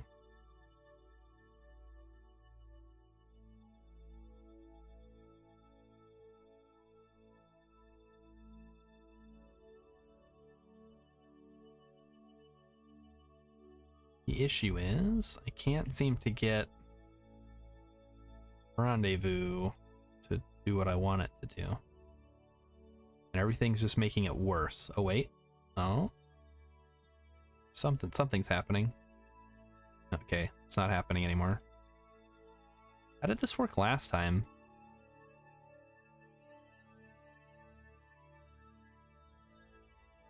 We definitely got it to work. For planets in inclined orbits, you need to include a normal or anti-normal component in your transfer burn. Yes, okay. So that part I can do. The issue I'm running into is I can't seem to get... Oh, wait.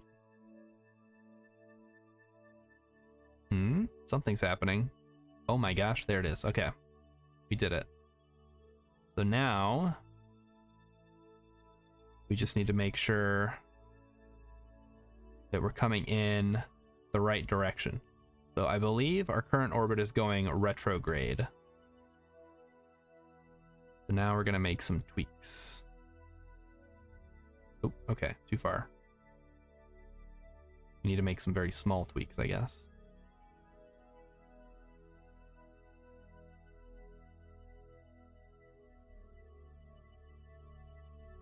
Yep.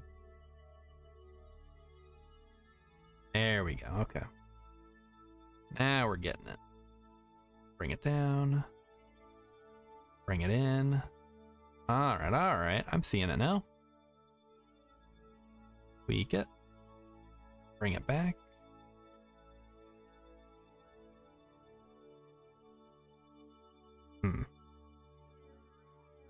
Not quite the way I want it to work, but I'm sure it's... Figure something out here. Okay, there we go. Ah, we got it. Look at that. I would consider that pretty darn good. Once in solar orbit, however, it can be a good idea to adjust your approach to the planet at the ascending or descending node. Okay, so I think this is pretty solid. It's 1372 meters per second. I'm fine with this and can tweak it as needed. Approach is looking good. Okay, so I'm going to take I'm in timeouts blessing there, and we're going to go ahead and launch. And hey, the moon is not interfering with us. Neither of them, actually. Neither the Mun nor Minmus is interfering with our transfer window. Transfer burn. All right, burn time is 2 minutes and 36 seconds. All right. Garrely, it's all on you. Here we go. It's happening. 1372 is normal. Yeah, and we packed extra Delta V in this thing. During the 12-hour stream, we basically designed it so that the extra fuel tank that is attached is enough to get to Eve, and then the rest of the station can circularize on its own and do all the other stuff. So, thank you very much, Amatemet. I hope your enchilada was delicious. Alright, so we are lining up here. We want to start burning around a minute 18.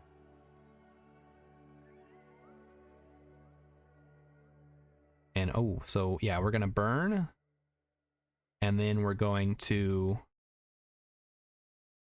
basically detach for like the last little bit. Yeah, the last stage has a ton of Delta V in there. We wanted to make sure nothing went wrong, so we packed extra. Here we go. Eve mission number 2 has begun. And then once this is on track, we'll switch over to the Gilly lander, which has a nuclear engine, so that's going to take probably a couple burns. Still have some enchiladas left. Oh.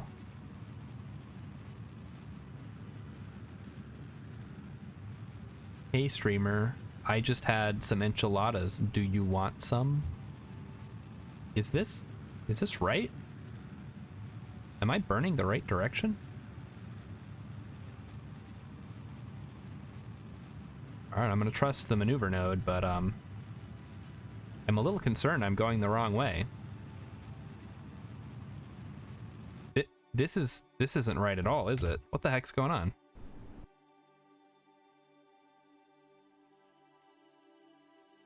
Oh my gosh, we were burning the wrong way. Oh no. Oh no. I was controlling from the wrong... Oh no, I was controlling from the docking port. Ah! Okay, that's fine. We have enough. We'll be fine. Everything's fine here. Don't worry about us. Like, that seemed like we were going the wrong way. Turns out we were going the wrong way.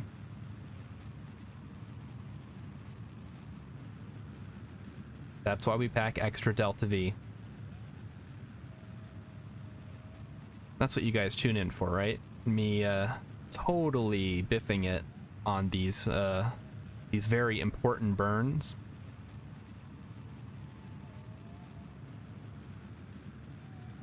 Yikes.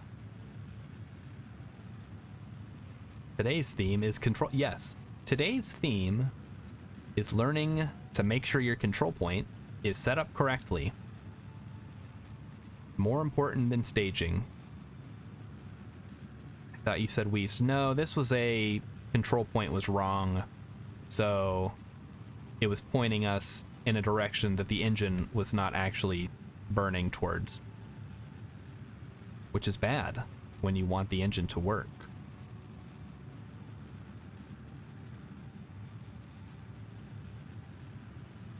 How much Delta V did we waste on that? Don't tell me, I don't want to know. Probably a lot.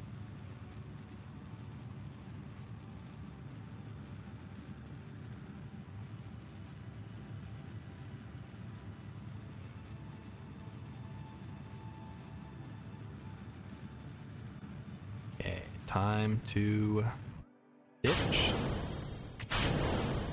What? What's happened? There we go. Okay. It's like, why were so many things decoupling? That sounded bad, but I think we're fine. Okay, here we go. We can fix this. It's fine. We brought extra Delta V. I hope. I guess worst case scenario, we have a new solar station. Which is actually a really not useful thing to have, but theoretically we have enough time to launch another one of these stations, considering it's still within the transfer window. All right, so the issue here is that we're way off course, and I don't know how to get back on course, so we're just gonna have to make some orbital tweaks. That beautiful transfer that we had set up has now been ruined, but we're gonna do our best. Oh boy. All right, so we're approaching the end of the burn. Let's see if we can't just get it as close as possible. And then, yeah, we'll have to make some tweaks. All right, see how bad it is. It's pretty bad. It's really bad. Oh, oh no, that's like horrible. Okay. What is the best spot here to make adjustments? I'm in timeout. Should I do it like up here, or should I wait till I leave Kerbin's sphere of influence?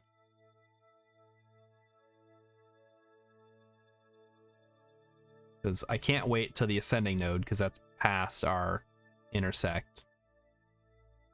Ugh, this is kind of bad.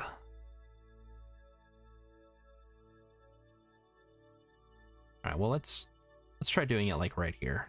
See how that looks. So what is the problem? We don't even have like... The question was, where should I do my maneuver to regain my intersect? Because I don't even have the lines on the map anymore. I can't do it at the ascending or descending node because that's past where we're going to be going. So is it better to set it up here before I leave Kerbin's sphere of influence, or is it better to wait till I've left and I'm in solar orbit? You were in the kitchen, okay. So you missed everything. Did you miss me totally bungling it? Yes, you did, because you said today's theme is control points. Yeah. Try a new maneuver within Kerbin's sphere of influence. All right, so we'll do it like out here, I guess. Let's see what we can do. So we'll try this. Oh, okay. We're getting somewhere. So closest approach. Let's see what gets us closest. Oh, ascending gets us pretty close. It's gonna be quite a bit though. All right, now it's not as much.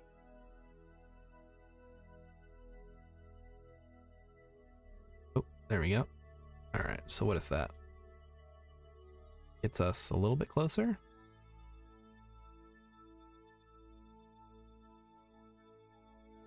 So this is like the worst Eve transfer ever, but we're at least getting there, right? Here we are. Let's get this situated. Looking good, yeah, okay, all right. Whatever you say. This is like incredibly... This is hopefully we have enough Delta V to even pull this off at this point. All right, so up, over. That might be better. Okay. All right, that's not too bad now. We might even be able to get on inclination with, oh, okay, all right. I'm feeling it. Oh, that's not bad at all. It's actually really good. Are we there yet? We're getting there. We're heading to Eve. You were helping friends with pre-build PCs. Oh, okay. Did you caution them against it? Say, hey, just let me build you a PC. I'll do it for cheap. All right, so there we go. That's our new maneuver node. Let's not mess this one up, huh? Do a little time warp. I can fix this.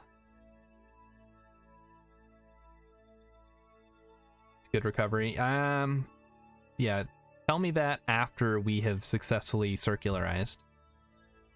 Then I'll believe you. All right, speed it up. Come on. Yeah, it's about 400 delta V plus all the delta V we wasted. We're going to end up with about 2200 delta V. Is that enough to circularize is the question.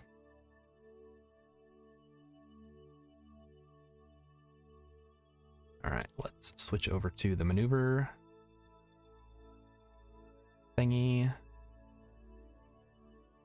and get this going. So we're going to be focused on Eve while this is happening so we can watch our path change in real time as we're burning, which I like to be able to see so I can kind of slow down or speed up depending on how close we are. These days in the past, I was rescuing them from an HP gaming PC full of prop parts that you can't upgrade everything in. Ooh, yuck. Yeah, I guess if you're gonna go pre-built, at least like go to a reputable seller, right? I'm surprised HP even makes PCs still. Wow.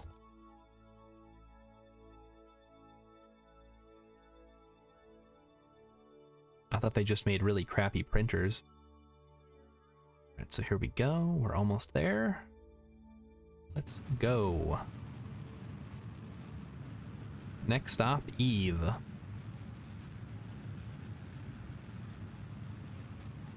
So we want to make sure we have enough juice in the tank after this burn that if everything goes completely sideways, we can still recover what's left of this station. But yeah, we'll see how it goes. Ooh. So thank you to everyone who came out for the Bungalow-a-thon tonight and watched me totally ruin two perfectly good launches, or one perfectly good launch and one perfectly good transfer through my use of control points incorrectly. All right, there we go. Let's make sure we are going the right way here. Almost got it. Almost. Oh, okay. And I think Eve atmosphere starts at 90. So I want to make sure we don't go. That's that. All right, that looks good to me. Now we want to make sure we're coming in the right direction, right? Yes, we are. Wait, 80 days, really? 84 days. That seems like pretty quick transfer. And we want to make sure we have enough to circularize, which, oh God. Okay. Here's hoping. We should. Okay, yeah, we're good. It's gonna take almost everything, but we should be able to get it down.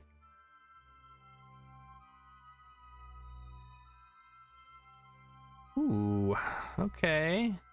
Not quite liking these numbers. Question for the experts in chat.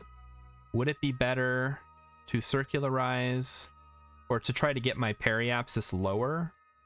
Or am I basically just stuck with what I've got? Yeah, I didn't kill any Kerbals. That's true, Emmykins. Which is like the big thing you don't want to do, right?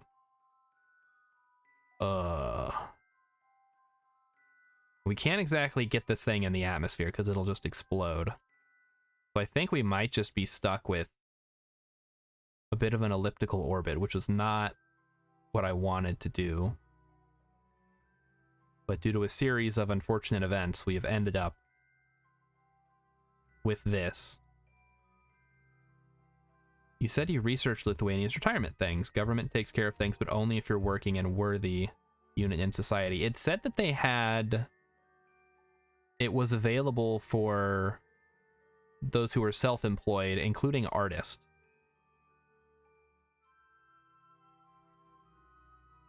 What are the options?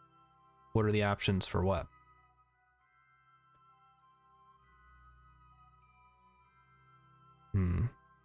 Oh, the options for... Okay.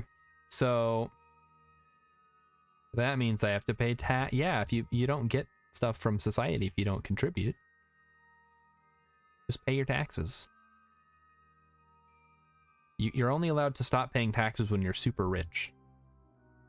Oh, the circularization. Is it better to circularize like out to here and then lower my periapsis to like 91 and then try to fully circularize? How much extra delta V can I expect to get out of getting my periapsis down, I guess is what I'm trying to say.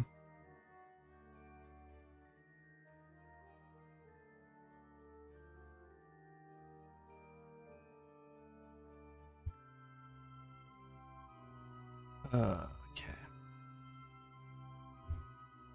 Is it worth spending some delta V now to recover? I think that's the best financial advice so far. I want to frame that quote. What, pay your taxes? Okay. I guess I should at least try to get online with the Eve station, which is at 100. So maybe it's going to be worth doing a little maneuver here. Try to set that up.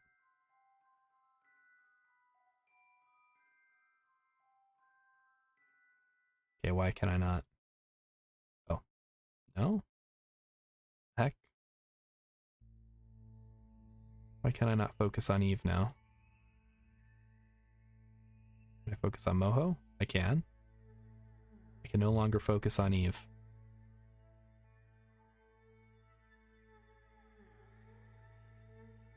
Focus on the sun. I can't focus on Eve. Okay. That's probably fine. The difference in 91 and 384 is negligible for efficiency. Okay. Thank you for that. That's good to know. All right. So, yeah, this is a bit of an issue. We'll just have to make do with what we got then. Let's check in on Eve Station 1 and see how much fuel that has. Maybe we can, I don't know, set something up so that we can do the crew transfer like we need to. If that has enough Delta V. Oh, Eve is such a Delta V hog. Stealing all my stuff. Alright, so this is gonna just never enter the atmosphere, right? So we'll just blow it up. I'm not gonna bother with it. Okay, Eve Station 1. See how much Delta V is on that.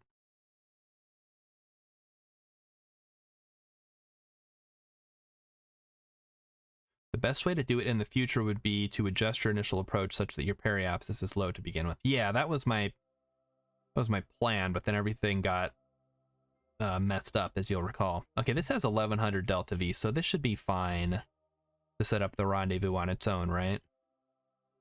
And then maybe I can get them to dock and transfer fuel that way.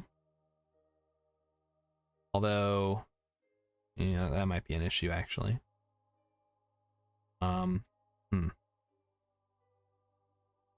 Okay.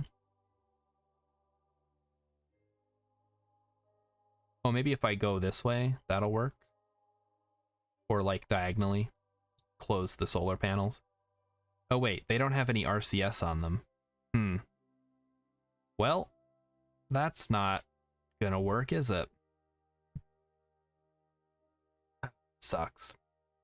Oh, but you know what does have RCS? You gain the most efficiency from the Oberth effect at low periapsis because of the higher velocities at lower altitudes. Yes. Yes, that is true. I know some of those words.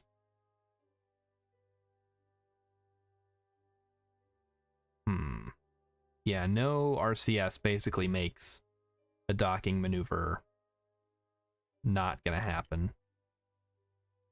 I think we're gonna have to work with what we got. It's good to have a low periapsis on your approach. Okay. So should I mean, I still have an opportunity to change the periapsis now, but you're saying it's negligible. .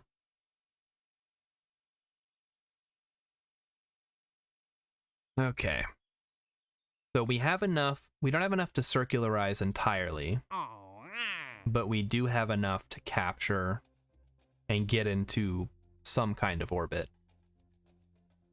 All right, now we have to launch this other guy. The Gilly, and not the Gilly Inspector, the Gilly Lander is the one we need to launch next. Let's try to be a little more conservative with this one, huh? And unfortunately, this one is not carrying very much oxidizer. Although, it does have a docking port, chat, which means, theoretically, if I can link it up with the station, we can push the station into a more favorable orbit. Because this has a lot of delta V. So why don't we, we'll get to Eve and then try to figure something out after the fact. See where we are. What do you think about that? I'm in timeout. Is that a Kerbal enough solution to the problem? Well, we're sending what is essentially a tugboat, so why don't we just use that? What do we say, like 1400-ish?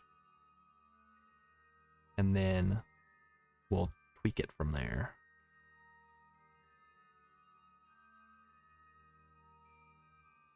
Very Kerbal solution. Yeah, that's like the classic get out and push style of delta V problem solving.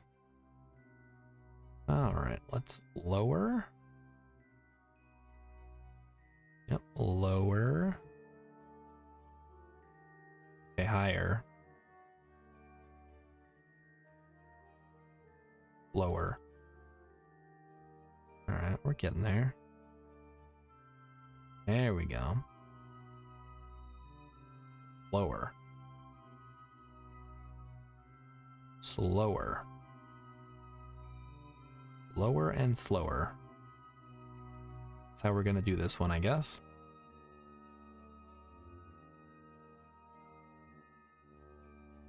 Not great. Oh, that might work. There we go. All right, I just had to change my... Oh. All right, we got it. So, gotta make sure we're coming in from the right side. We want to be coming in this way. So where... Our maneuver. Let's change it to very... Oh, okay. We're done. We got there. Easy.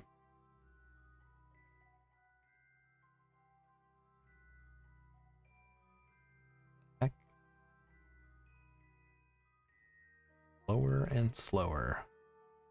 Spent hours getting out to push. Not these days. Yeah, back before the game included the delta V calculations, I occasionally had to get out and push because I forgot to bring enough, but now that it calculates it for me, I always remember to bring enough, or I just send a rescue mission. I'm not going to get out and push. That's a waste of time.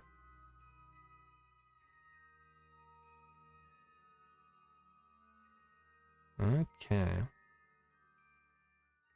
Come on. We're almost there. All right, well, this looks good to me. 4-minute burn. Do we want to split that over 2, maybe? Or is it better to just go for one really long burn?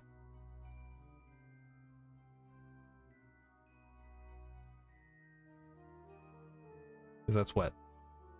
Oh, that's a 12-minute burn. Yeah, that's, okay. So that's gonna get split up no matter what we do. So let's go ahead and do that. Like, oh, a 3-minute burn's not bad. Oh, that's the time to node. Yeah, that's not gonna work the way I want it to. Alright, so we've got the nuclear engine lined up. So how many? 4 minutes isn't too bad. It's not 4 minutes, though. It is, in fact, 12 minutes. So we're gonna have to do a couple of burns. That's fine. We've got the basic gist of it, right?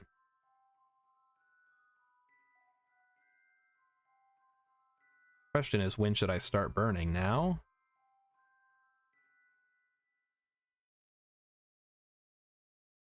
I guess I kind of want to split it into 4-minute chunks. So maybe I start burning at 2 minutes to -2, and then update it to the next thing. Yeah, we'll try that.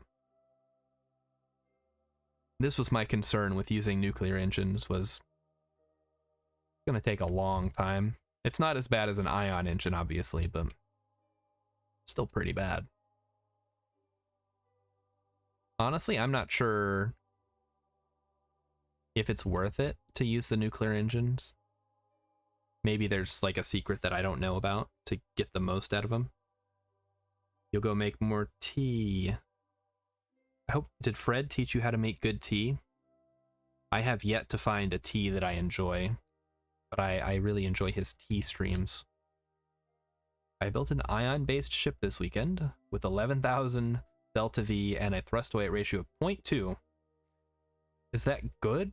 I guess you're happy with it, so it must be pretty good.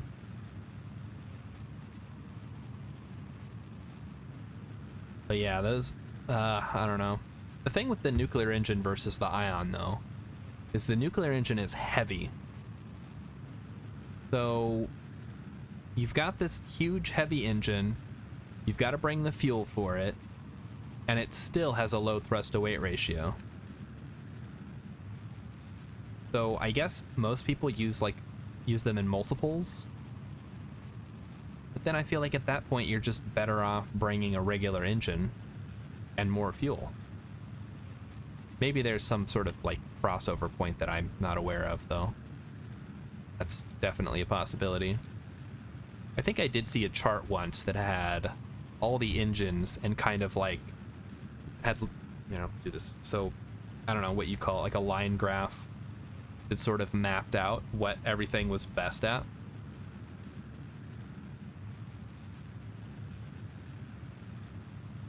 So yeah, I guess, yeah, 11,000 delta V is pretty good no matter how you slice it.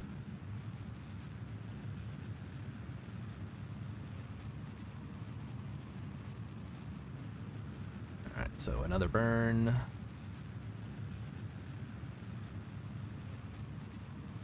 Burning, we're burning, we're burning. So, what do you guys want to talk about for 11 more minutes? We could talk about space. Oh, did you guys hear the James Webb Telescope expanded its, or unfolded its solar shielding? Which is awesome. So obviously, we're still a couple months away from getting any images, but hopefully everything else works out well. Seems like the launch went smoothly and the initial stuff went smoothly.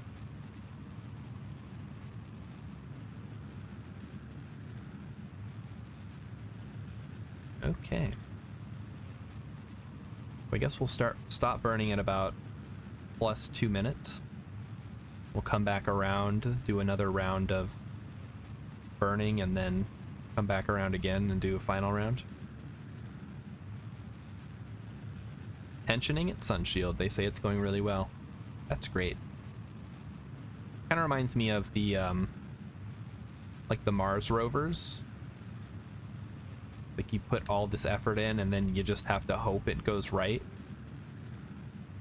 after waiting for however long. At least this is close to Earth, so it's less of a wait. Like with the Mars rovers, it's like 6 months, right?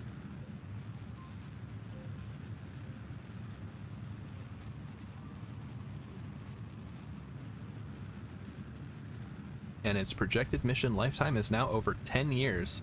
Is that a lot? How long has the Hubble been up there?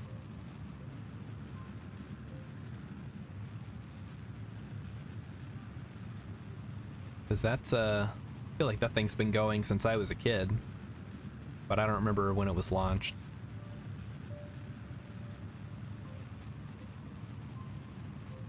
Alright. I honestly thought it would fail the first time they did that. Really? You think they'd put all that money in and then just, like, it would fail? That would kind of suck, yeah. I guess as Kerbal players, we kind of know how that feels. Like, oh, I spent how much on this, and the whole thing just exploded on the launch pad? Cool. Not a problem. James Webb has to do some station keeping with fuel and thrusters. That's true, because it's up there at L2. I thought the whole point of being at L2 was it didn't have to do station keeping. I guess it's pretty minor. Alright, looping around. Let's go.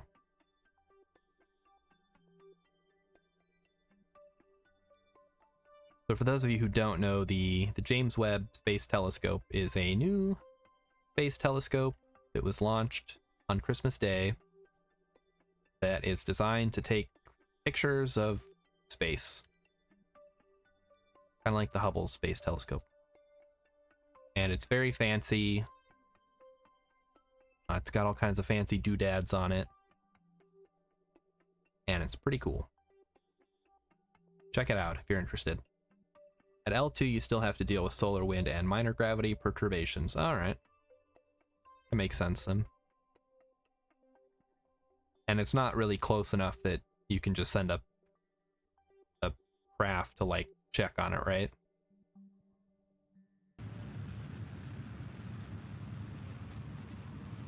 We're gonna burn. Continuing to burn.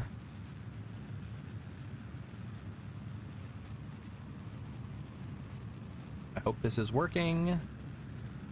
It is not working. All right, hold up.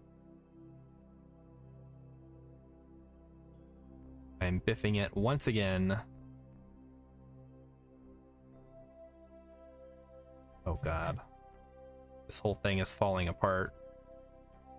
Oh no. Ah. Okay, I can maybe fix this. Let's just do this.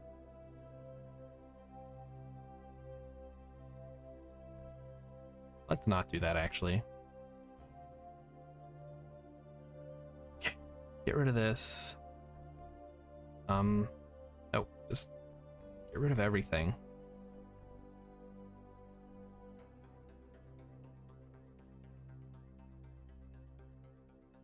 All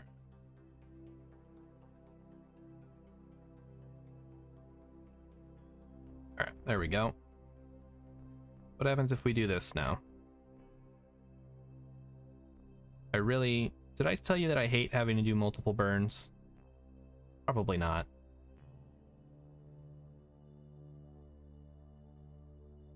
Well, now you know. If you're going to design a mission to go out to L2, you may as well just send another telescope.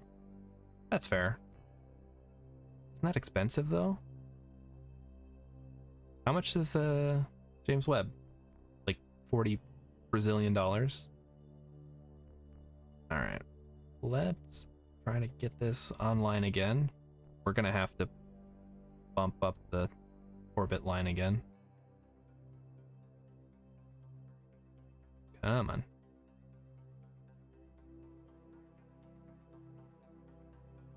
Oh, this is a pain in the butt. Come on.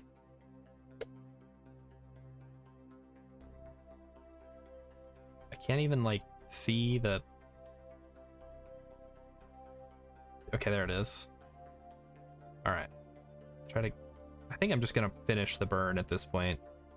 Like, I'm not gonna goof around with all this nonsense.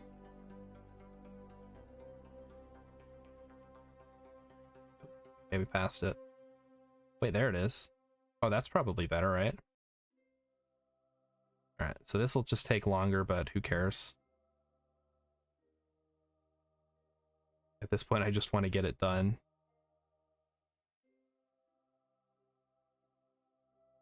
So down.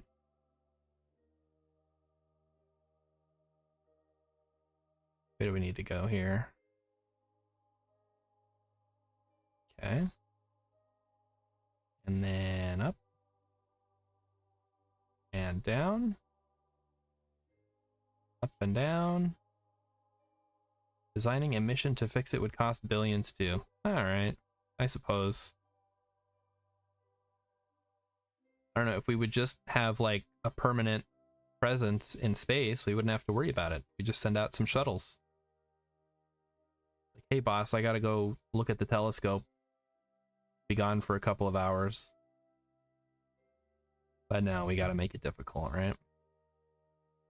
Alright, this is just garbage. Alright, I'm just gonna tweak it at the ascending nodes, because just having a rendezvous is good enough for me. I think we have enough delta V, it shouldn't matter.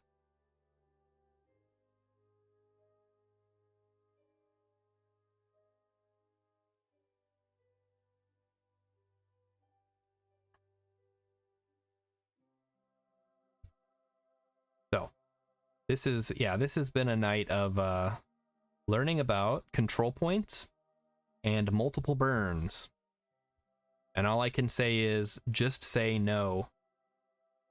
Not this, well, I'm not saying the space shuttle, I'm saying instead of sending something to orbit constantly, we just have a permanent presence in space. What the heck is this crap?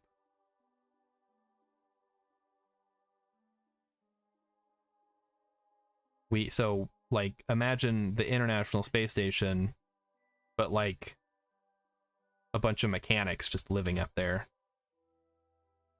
And they have like a special shuttle that just zips around Earth's orbit and out to the moon and stuff. Could be fun. Could be like Futurama. But yeah, no, we don't. The Lunar Gateway. Yeah, Lunar Gateway, stuff like that. Just something. Having something up there that is always ready to go. Instead of like, okay, well, we gotta like fuel up a rocket and put people in it and make sure it doesn't explode. Like, no, we've already got like 100 people up there. Just send one of them to do it. So we are just gonna burn here. We're gonna burn for 6 more minutes. And it's gonna be great. No one's gonna complain about it, no matter how sloppy it looks. And we'll fix it at the ascending node or something, I don't know.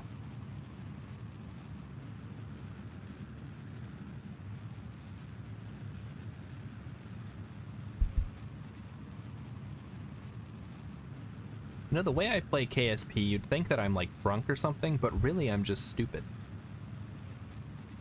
And now I understand why so many KSP players spend so long planning everything, so they don't end up in situations like this. The rectilinear halo orbit for the gateway is really neat. It sounds neat, just with those words that you used. So, for those of you who are not familiar, I'm in Timeout is the resident KSP and space person.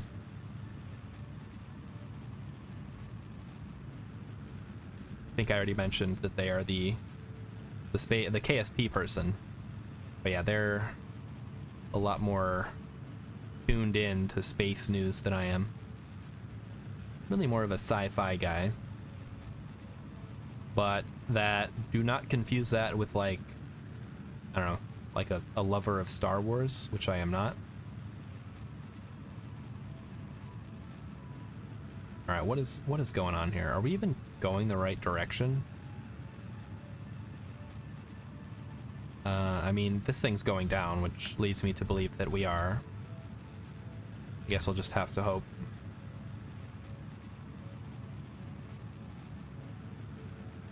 So yeah, anyone here who actually does like Star Wars? I'm curious to hear from someone who likes it. I feel like a lot of people like the old Star Wars.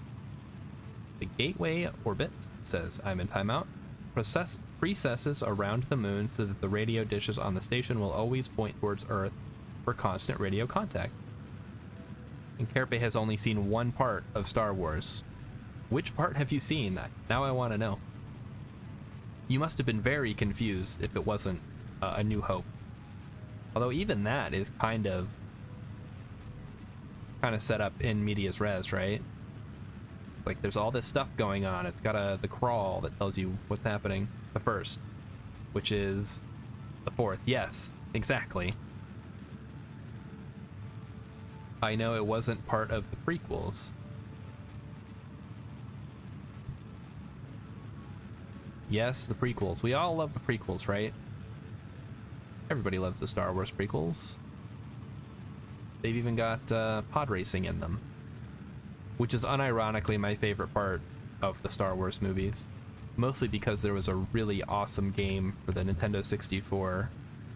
It was basically just F-Zero, but Star Wars flavored. And it was a ton of fun to play. So, Kerbal has seen Episode 4, A New Hope, which is the first Star Wars. And I think it was just called Star Wars back when it came out. And then they changed it when they came out with Empire Strikes Back to be Episode 4, and Empire was Episode 5. But here we go. 2 more minutes to burn. We're on our way to Eve with our little rocket here. Sure do hope this is working. Seems like it is.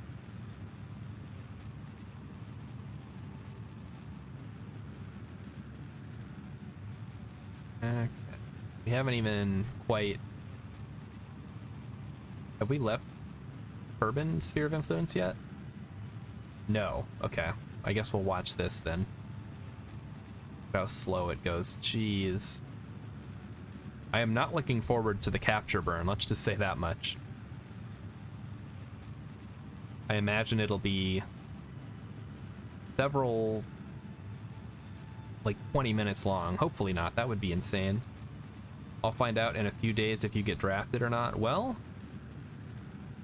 I'm assuming you don't want to be drafted. But hey, at least you get paid, right? Like it's a pretty easy job.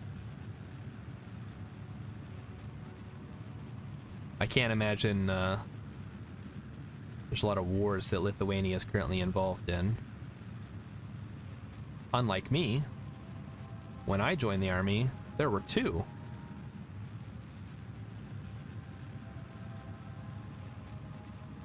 Alright, so let's keep an eye on where our line is going here. We may need to tweak, like I said, we may need to tweak our orbit at the ascending node to make sure that we're on target. But that shouldn't be too big of an issue.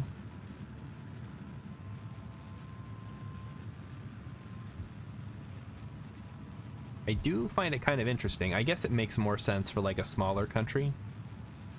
That conscription still exists. I know Korea has it, South Korea. I'm sure North Korea just grabbed people off the street, but South Korea has a mandatory draft. Emmykins can tell you all about how it interferes with all her K-pop stuff because the guys always get drafted. Or I guess they probably don't call it being drafted because it's like mandatory for everyone. All right, how are we? Oh, okay. Are we in? We're locked in? All right. There we go. Look at that. It's beautiful. Well, it's okay. It's not beautiful. We'll see. There's a lot of tensions in the area with Belarus actually talking about war.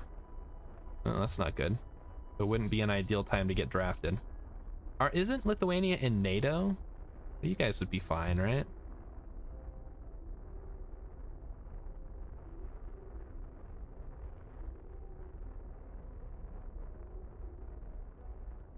All right, I think we're just going to leave it at that for now.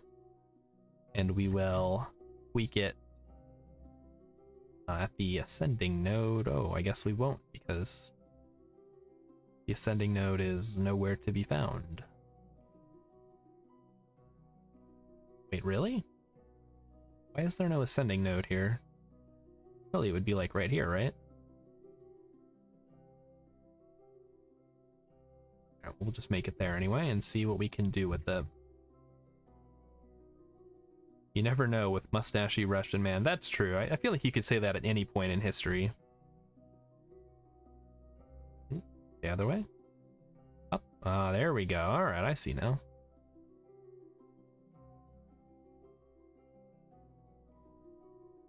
I haven't played in a while, but Europa Universalis 4. And boy, let me tell you, those Russians are always up to something.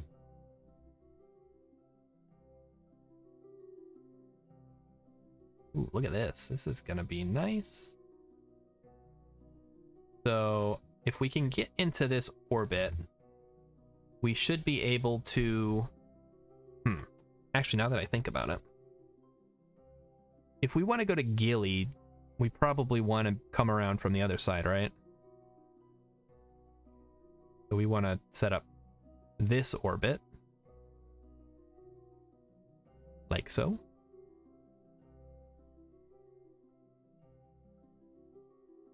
And then we're kind of pretty close to Gilly's inclination. So we'll say that's good. Oh, too much. Too good. Too good again. A little more. That's good enough. All right. So we have our plan. We are going to get the Evelander 2, not circularized, but captured around Eve. Then the Gilly lander is going to go to Gilly. It's going to drop the lander, or drop off the lander. Then wow, shoot.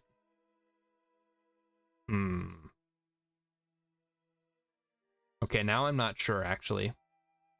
Because the whole reason that we're going here is to finish explore Eve and build a new orbital station. So let's actually see. Back to the Space Center.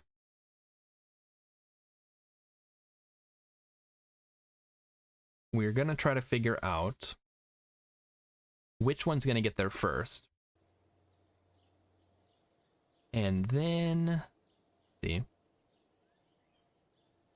Oh, this is going to be tough. It's definitely a very Kerbal-y solution to our problem. Double check these, nothing useful here. Basically, we need to get everything going the right way around Eve. We need to push the Eve station into the correct orbit. And then, is this correct?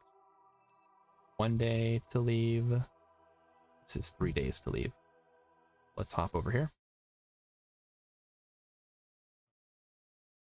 I'm kind of like, I'm kind of concerned that this isn't going to work out and we're going to end up with a bunch of Kerbals shooting off into solar orbit.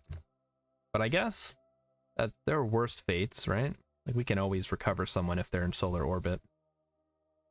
Can't recover them if they're captured by Eve's atmosphere and swallowed whole.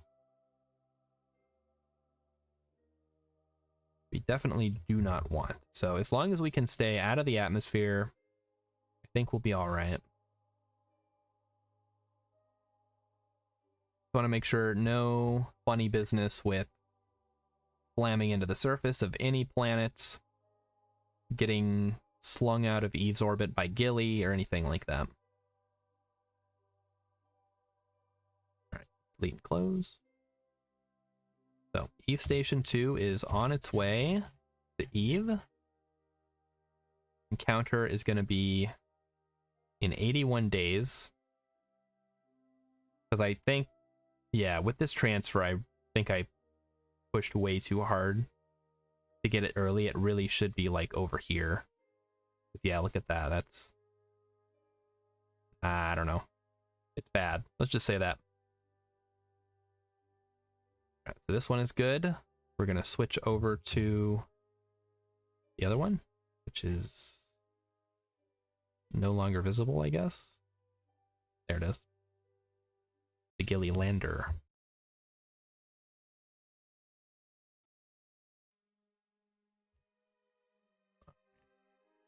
Set A and escape again.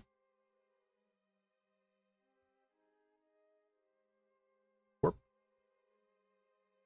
And then we'll need to see. I think this one should have a maneuver after the Eve station gets captured by Eve. We'll have to see.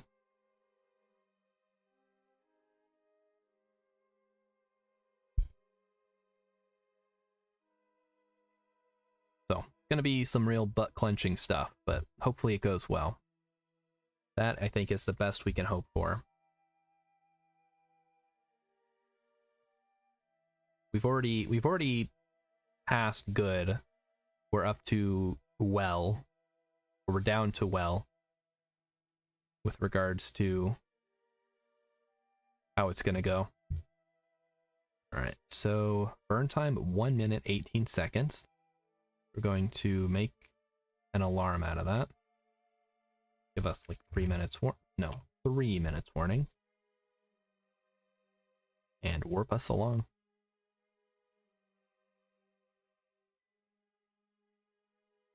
It's really interesting. But I think we're good. Alright, it's slowing down. Slowing down. If I don't get drafted, I'll do a US trip. Oh, okay. Well, that could be fun. Where do you plan on going? The US is actually quite large.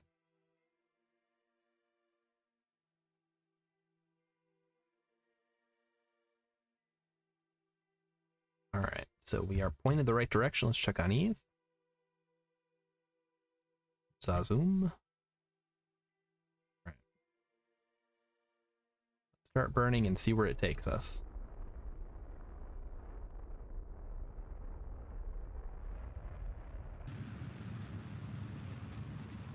Alright, there it is. I can see it.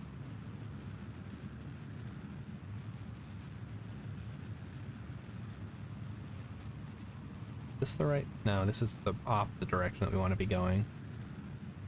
Yeah,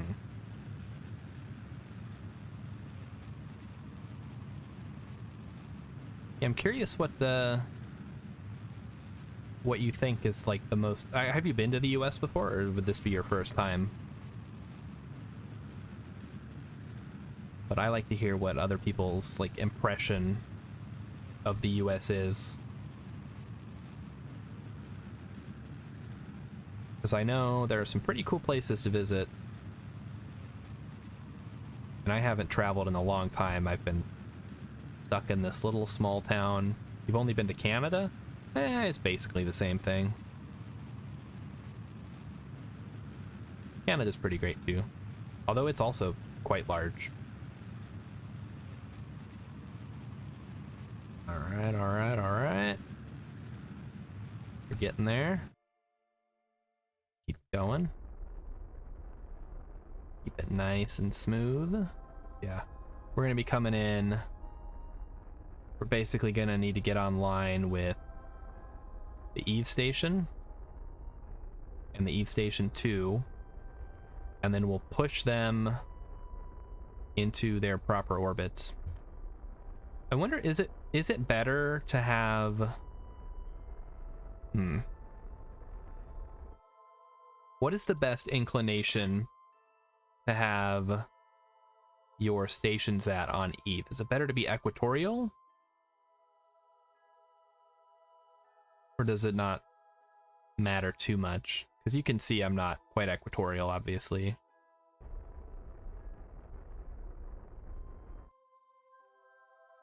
But where is Eve Station 1? 100? We'll say right there. Should be good. So that part is done. And our solar panels should still be working. Yep. Okay, we're getting sun. Wait a minute. Okay, there they are. I'm like, did I forget to put solar panels? I mean, worst case scenario, I have these ones. The Canadian side of Niagara Falls is better than the US side, Emikin says. So you saw the US, but you didn't actually get to go. That's fair. I saw Canada once from the US side of Niagara Falls and didn't get to go to Canada. It was very cold. That's what I remember. Okay. Anything else? Science data from space around Midness? Yes. Plant flag on Eve? No. So what is our next thing here? Let's take a look. Eve station will be encountering Eve in 39 days. And the Gilly lander will be encountering in 144 days. Nice. Starting point would most likely be Houston, since that's where a close friend is. All right. Well, not the best starting point in the world, considering it'll take you like 2 days just to drive across Texas to the next state, unless you're flying.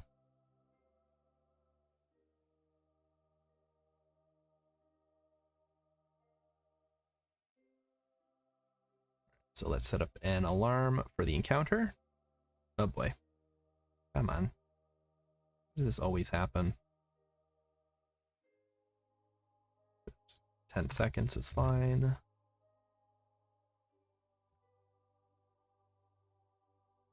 If I'm lucky, we do a I don't know about lucky, but a road trip's a good time if you enjoy that kind of stuff. I did a lot of road trips as a kid, so I just cannot stand them. Like, I don't like driving. I don't actually like going anywhere. I don't mind flying. Flying's all right.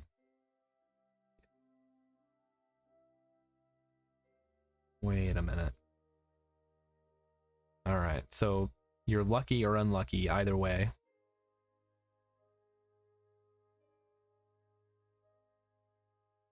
Let's see, where would you even go from Texas? Would you go east or west? I'd recommend going west, but I'm biased.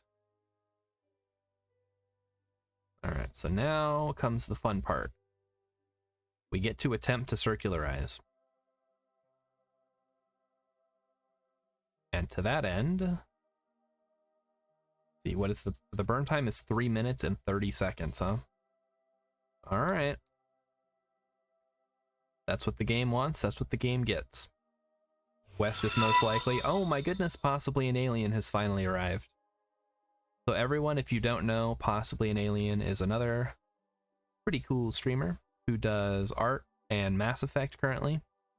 And we will all be going over to her channel tomorrow for our stream, I guess. So instead of me streaming, I'll be over on her channel, and we'll be checking out a really cool little piece of internet folklore I think you guys are going to like.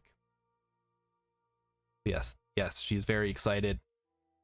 She has previewed it very briefly, but she has not been spoiled. She doesn't know about the secrets. The secrets I'll be bringing tomorrow when we get started. So, if you enjoy my Tuesday streams, then I think you'll really enjoy tomorrow's Tuesday stream. So make sure you show up for that. All right, we are almost to our maneuver node. Gone be very cool, she says. How did Mass Effect go? Did all your people get blowed up in the final mission? I know people in chat were saying that it was a suicide mission.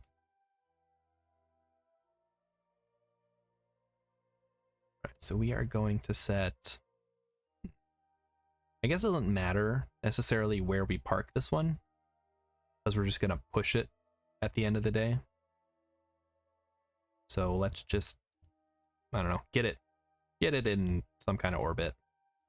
We'll worry about the specifics later. We all lived somehow. About half the NPC crew got melted. Oh no. Not the nameless, faceless NPCs. How awful. Cool that the squad lived. That's pretty cool. Like I said, I've never played Mass Effect. I've never played 2 or 3. I played the first mission of 1 like 30 times. So who all's coming in from the raid? Who remembers me from possibly an alien stream earlier? I was in there. I was making jokes. I'm funny, right? We talked about Bad Dragon briefly.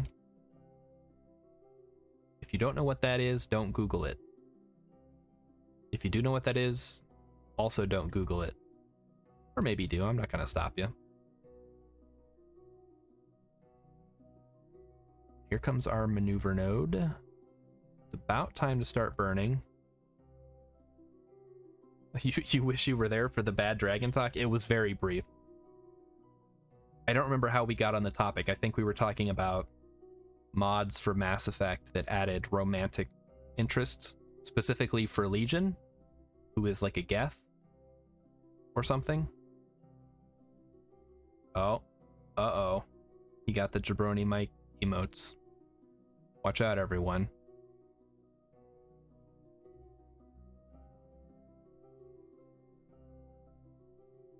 All right, we're closing in. Someone, of course, brought up someone brought up Bad Dragon. Because I had said, when do you get to bang Legion? And sadly, you don't get to. And I couldn't find a mod for it. I looked very briefly.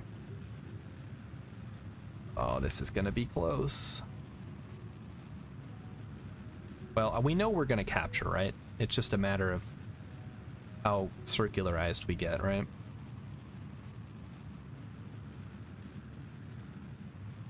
Let me sleepy. Oh, he's got the Craigasm. Yeah. Get it out of your system.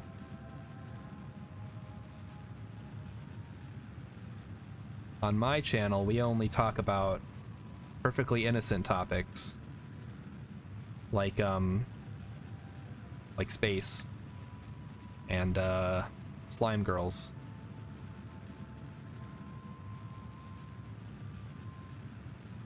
And if you think dirty thoughts about slime girls, that says more about you than it does about the slime girls.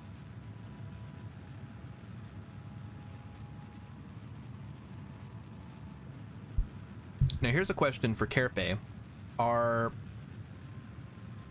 monster girls a subset of furry culture, or is it like a whole separate thing? Soggy women. Yeah, that's slime girls for you.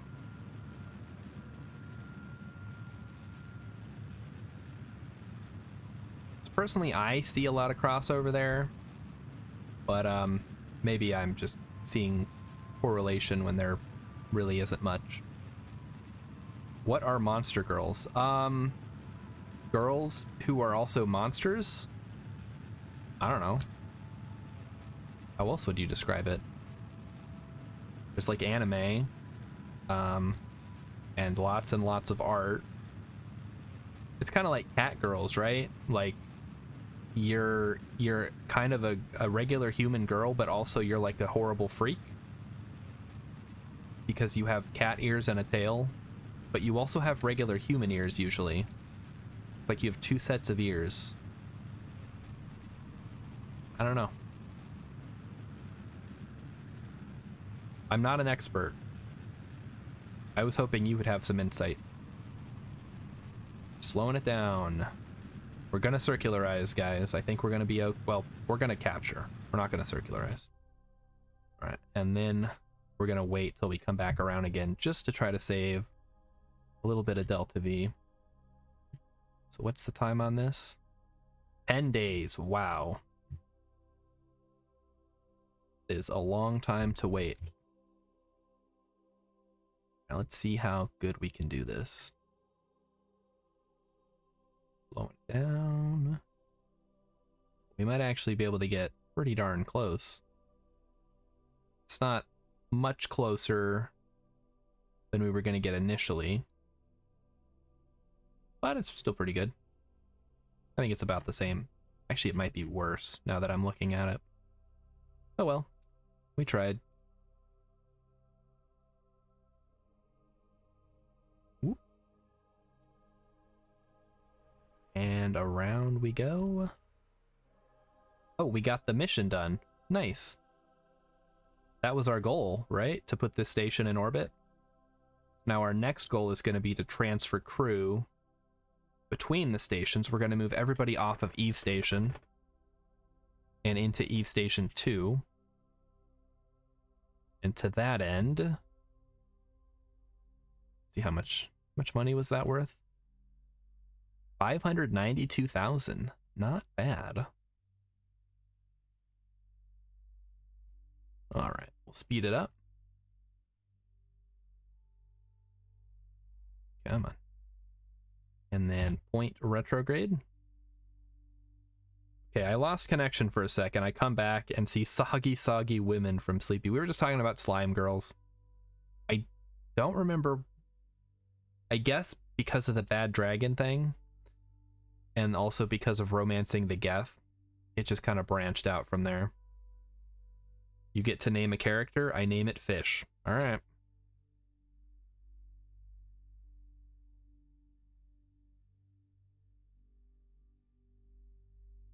Hope you're happy.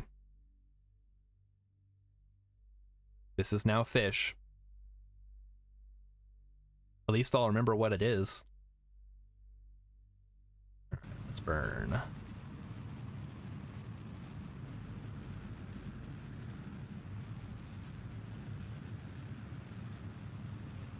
So that's an example of how not to use your channel points. Although you're probably fine, actually. You can use them however you want. Now fry that fish. Well, I'm gonna try to avoid frying it today. But maybe in a sandbox game, I'll send some craft into Eve's atmosphere and hope it doesn't get completely destroyed right away. Now, the initial design I had for these stations was actually to put a big heat shield and try to use Eve's atmosphere to do an arrow capture, which I was talked out of, thankfully, by I'm in Timeout. So, yeah, there could have been some fried up Kerbals. Maybe. All right, so I think we want to save about 100 meters of Delta V in this station, just to be on the safe side in case we need to do any kind of rendezvous fixing. But I think we just need to wait until the shuttle is here to change everything up. All right, so back we go to the Space Center. How many fish did you have in Mass Effect 2, and why are there fish in Mass Effect 2? I was not aware that there were fish. Is it just like a little mini game type thing?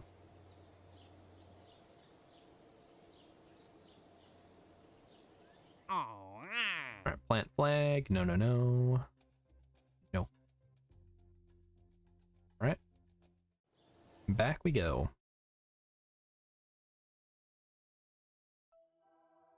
The Gilly Lander is on its way. It'll be there in 84 days. Wow. That is long. Also, it seems irresponsible to have all those fish on board a combat ship that you send on a suicide mission. I feel like you could have approached that a little differently. Alright, luckily we brought 2 pilots. That's actually pretty smart of me. Also, I think we determined... Does this have enough Delta V? Oh. Pretty sure it does to land on Gilead and come back up. I don't know what the exact numbers are. All the fish you had, yeah. Yeah, they're not there anymore. They got melted.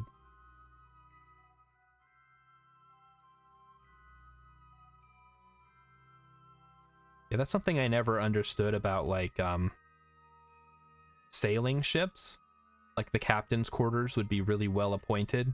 Like, dude, if you get in a fight, it's just gonna get all blowed up. I think it'd be more efficient to have a more Spartan bedroom and maybe focus on combat a little more. I'm sure modern ships are the same way. They lived, but then I don't know what happened to them. Oh, okay. Yeah, what happened to Mass Effect 3? Also, what was that thing you were fighting?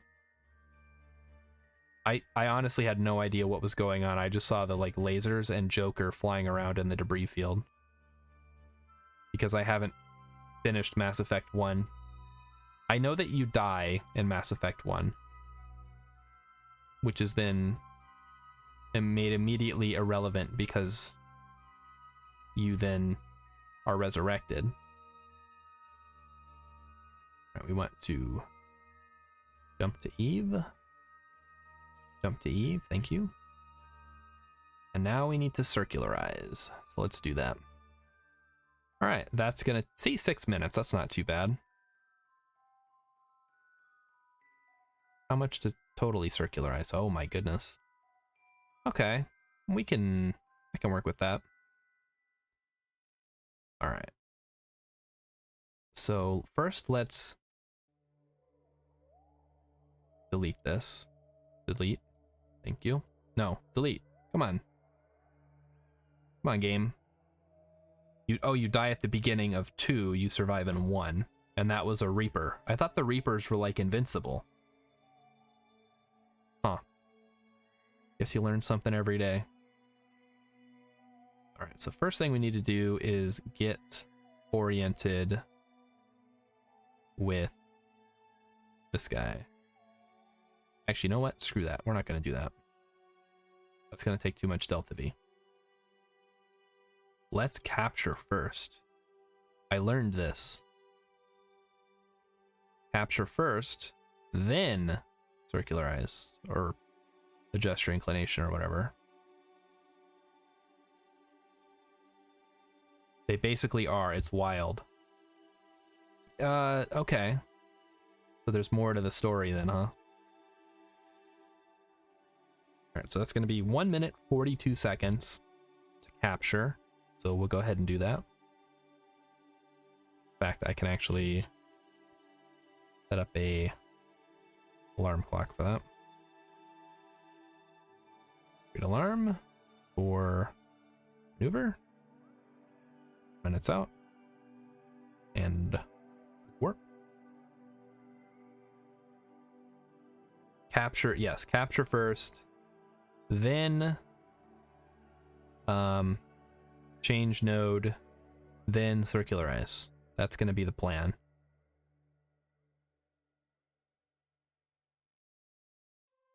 All right, and now we want to point retrograde. Beautiful, beautiful. We need to burn for 1 minute and 42 seconds, which means we want to start the burn around, what, like 46 seconds? 40, no, that's not right. 45 seconds would be a minute 30. So like 52, no. 51 seconds. I don't know why it takes me so long to do math in base 60, but whatever, here we are.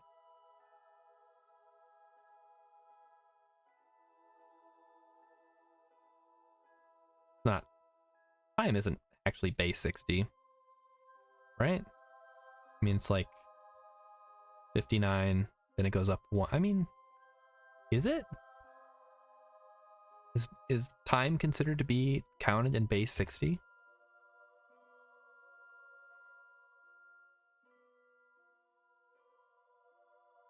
And well, I guess seconds and minutes are, and then days would be like base 24 or something. I don't know. Don't ask me about math. I don't know nothing about no math.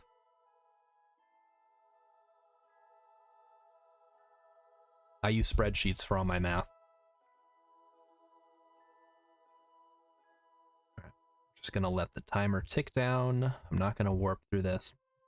So the plan is we capture, and then we start adjusting our ascending, descending, so we're online with Fish. Then we rendezvous with Fish, transfer some crew just to get the mission accomplished. Then we need to dock with it, which we can actually go back to the KSC and check to see if there's a mission for. Then we need to push it into its new orbit. which we're going to try to figure out eventually. Then we need to... what do we need to do after that? I guess go over to the Eve station and push that so it rendezvous, or do we just put the Kerbals in? I don't know. Figure it out. Oh, right, I need to burn. I got distracted again. I just know we ended up doing this the most Kerbal way I could think of. Which, it's a good thing we put docking ports on this particular ship. Otherwise, we would be totally screwed. Now, Alien,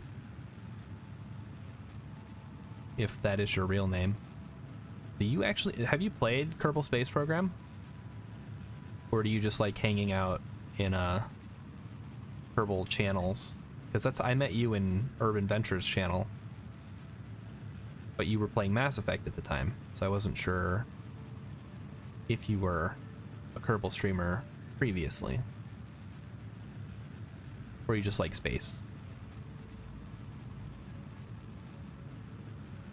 I know a lot of people have made their way here either through the Twitch KSP category or from Urban Ventures stream. So thank you everyone who shows up semi-regularly. I appreciate you guys.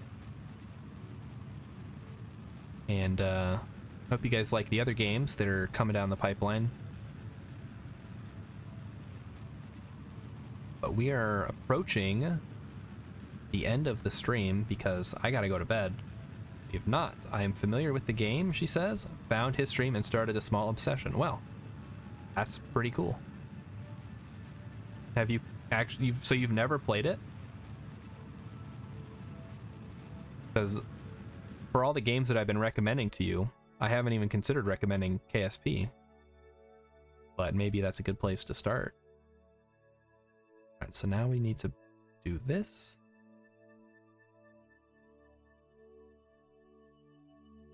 Now let's not worry about doing a maneuver. We'll just take it slow.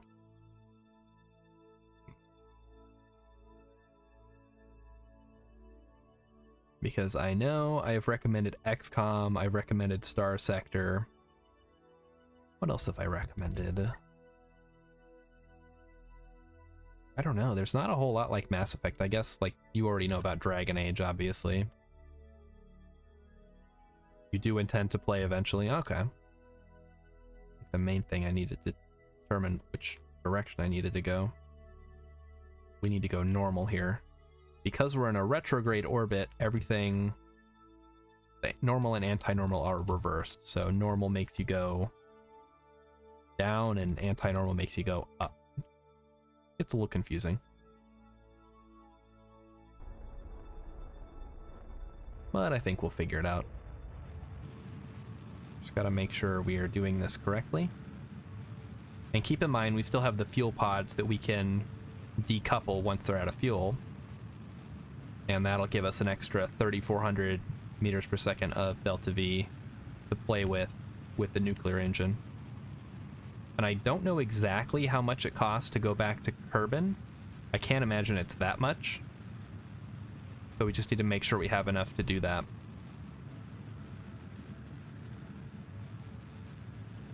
But yeah, I suppose you've still got Mass Effect 3 to play through before you even think about playing a different game, right?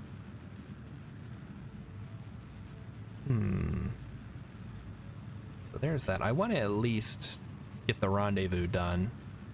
If not, the docking before we finish the stream tonight. So let's do that, I guess. So where is the station?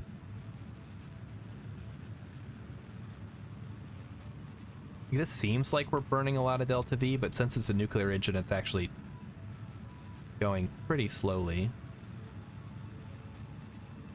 Wish it was going a little faster, actually. It's taking forever. Ooh, could we get a rendezvous here? I mean, there's no way we could keep it, right? The relative velocities would be way too high.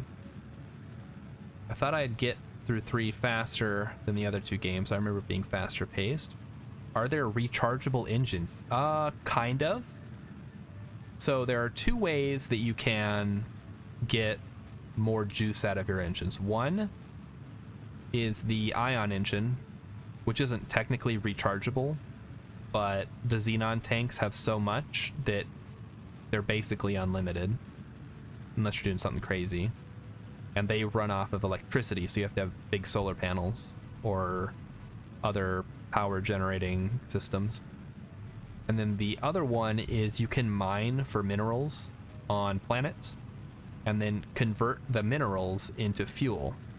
So basically you land, mine, convert to fuel, and then you can have full tanks and fly off again. You're already looking for your next game. All right. So what are you thinking? Are you gonna stick with one, or are you gonna maybe break it up like I do? The advice that I've gotten that I have not taken, and maybe I should start taking a little more seriously, is to play through one game for like a couple of weeks or until you beat it, and then switch games. But I don't know. I feel like I'm better off because at most because these are like sandbox games that I play. You can't really beat it. So I feel like I'm better off just playing a different game every day of the week, but then keeping the schedule consistent throughout the week, if that makes any sense. But then, of course, I throw wrenches into it all the time. But hey, that's part of it, right? Never know. Never know what I'm going to stream. You always got to tune in to find out. Kerpe, when are you going to be streaming again? I know you haven't been feeling great. As we saw on your KSP stream the other day. But I always look forward to your streams when I'm at work. And that goes for all of you guys who stream when I'm at work. You guys are keeping me going. It gets real boring, although like I said earlier in the stream, it is the end of the year, so I have a lot of accounting I have to do all this month. It's going to be pretty crazy. There's Gilly zipping past us. That's sweet. It's going to be one of these days. One of these days? All right.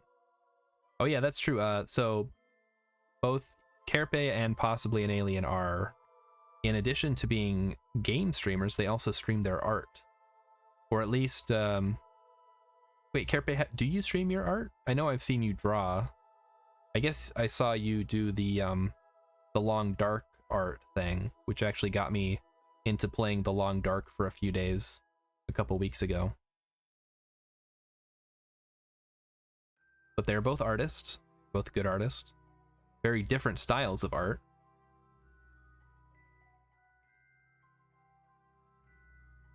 All right. Let's not miss our chance to change inclination here. Zipping around. All right, this is going to be a close one. So we need to change our inclination,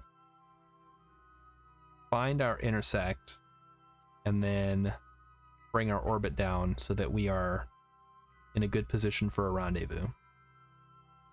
And what do we need to do? We need to transfer any crew. Okay, that should be easy. You do art sometimes, but more games. Yeah, that's what it seemed like. I've seen your art. I know you played Art School, which is an art game, and I actually recommended that to possibly an alien, because it looked like a cute little fun time.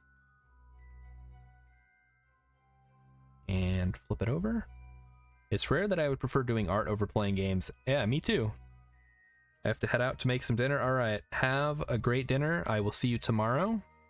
Don't forget, guys, we will be over on Possibly an Alien's channel tomorrow, looking at a spooky, creepy, weird house. Lurk. So here comes our inclination. Let's change it. Good times. Good times in space. That's what we're here for, right?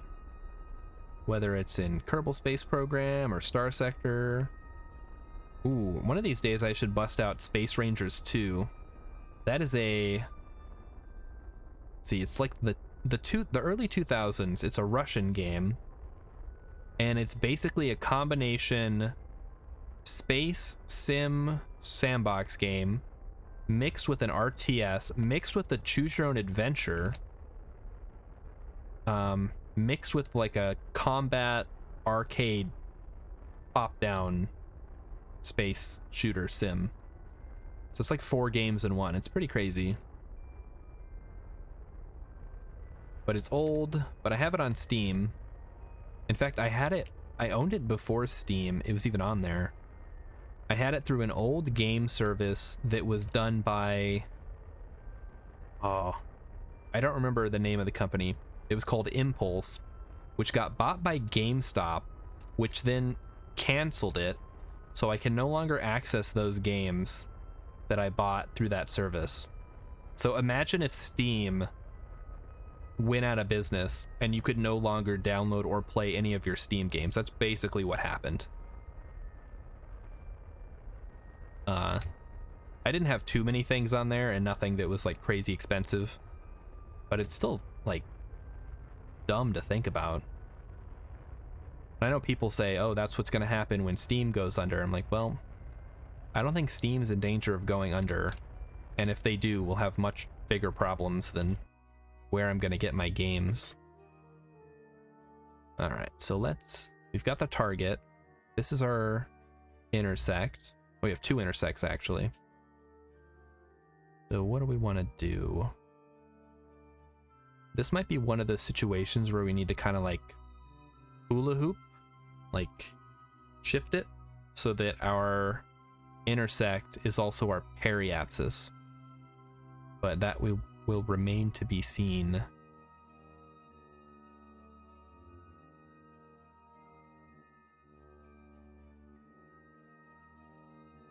Let's see. There's a couple of other game services out there that aren't as big as Steam, but I think so EA has Origin, right?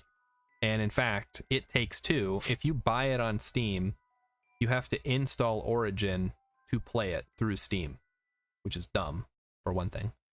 Then there's also GOG has their, I think it's called Galaxy, which is another Steam-like thing. And then obviously Epic Games has their Epic Game Store. And then itch.io also exists, if you're into that. So a lot of options for games these days.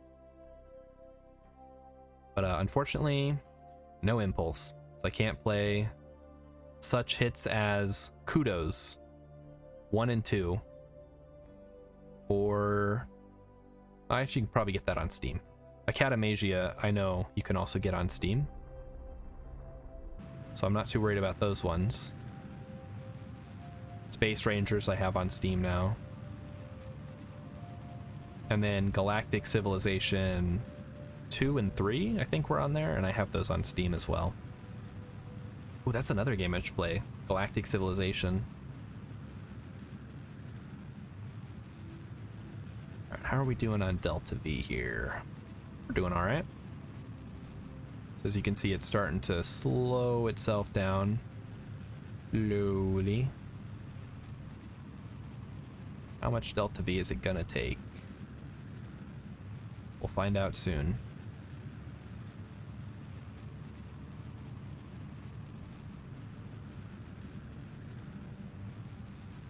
Alright, so I think we're getting to the point where we might want to stop burning and focus on tweaking our intersect. I guess as long as we don't go below 90, we're fine, right? So we'll just stop for now.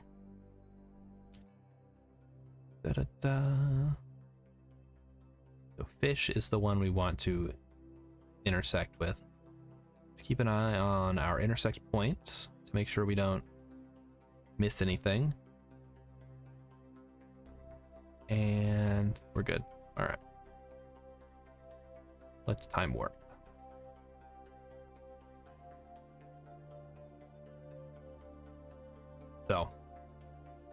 like I said, like 20 minutes ago, we're getting close to the end of the stream. But yeah, I do want to get this rendezvous done tonight. So we're going to keep it rolling. If anybody has someone that they would like to raid, feel free to let me know. Or we can make somebody's day with a big ol' raid. People like that, right? But if not, then I'm sure we can find a nice Kerbal streamer to go get. So I want to go out. So here is where I want to go. Line it up.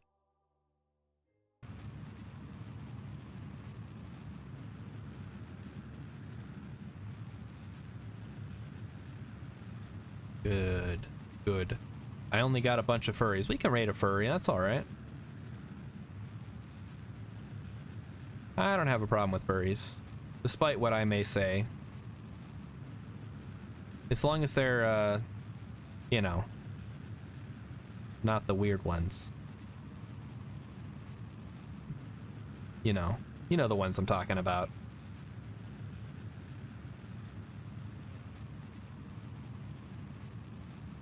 The ones who trash hotels and cause trouble.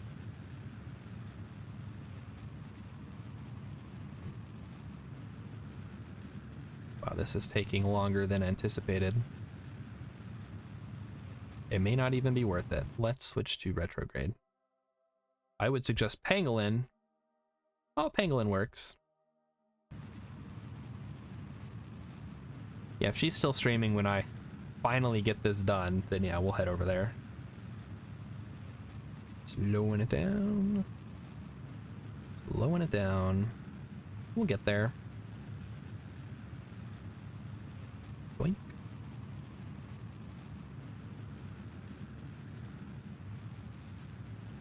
So slow.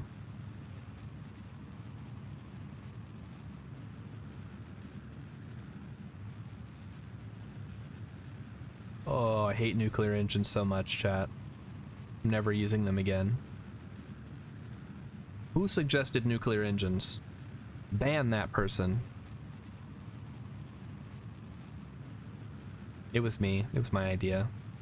Don't ban anyone.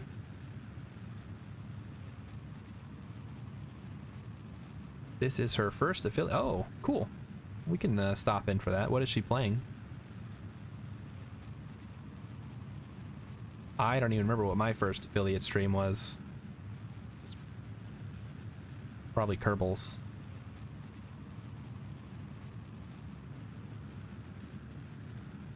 But someday, Blasphemous. Okay. Isn't that game kind of sacrilegious? Does Twitch allow that?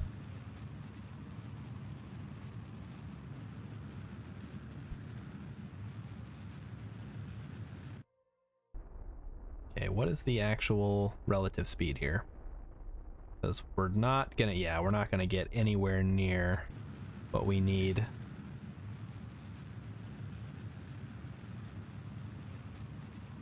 Emma doesn't know. Okay. Well, thanks, Emmykins, for checking it. Twitch doesn't care. I've seen other people play it. It's a fine game. It's sort of like a side-scrolling Dark Souls, I think. Which I feel like describes a lot of games, but it certainly fits that one from what I've seen of the gameplay. Right, we just gotta make, like I said, we just gotta make sure that our periapsis does not go below 90. That is the kill, that's the kill zone.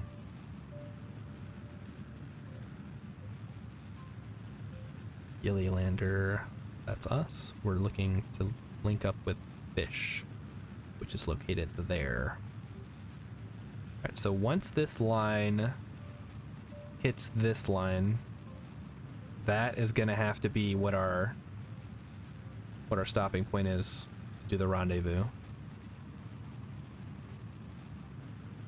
Speaking of Dark Souls, and I am hesitant to suggest this, does anybody want to see me attempt Dark Souls?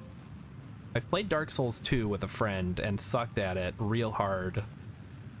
But maybe there's like an audience for that. Like, you guys probably enjoy watching me suck at Kerbals when I occasionally do. So maybe people like watching me fail. Dark Souls is great. Kerbal wants to see Dark Souls. I'm bad at it though. It would be like, you want to watch me bang my head against a wall for 2.5 hours or whatever until I get bored. All right, so our relative speed is still pretty dang high. We're gonna try our best to make it work. Ooh, water bottle making noise. That's the point of it. I don't know. I feel like people like watching people who are really good at Dark Souls play it. Maybe you're right. Maybe we'll try that on like a special Saturday stream or something. I've done a STR only run on Dark Souls 3 and at multiple times spent maybe 3 to 4 hours to beat a boss. Ooh. I don't know. I remember when you did the Deathless Sekiro run. There were a lot of people in your stream for that, and I think part of it was like, you're good at the game, so it's fun to watch. I guess there's also the whole, is he gonna do it? Is he gonna beat all the bosses? I just want to pop back in to say that I think you're a really good KSP player. That's fair. Like I said, I have a lot of experience. It's not the best experience, but I think with KSP, that's really all you need. All right, let's set up the target. I think the most important thing for a KSP streamer is being, or a KSP player in general, is being open to learning new things. Let's not crash. Where's the station? I don't want to, okay, well, it's obviously not in front of us because I don't see it. There it is. It's going that way. So yeah, it's important to be open to learning and trying new things in the game. Happy? Are they happy? I didn't even see. I was too busy looking to make sure we weren't going to crash, which it turns out we were not.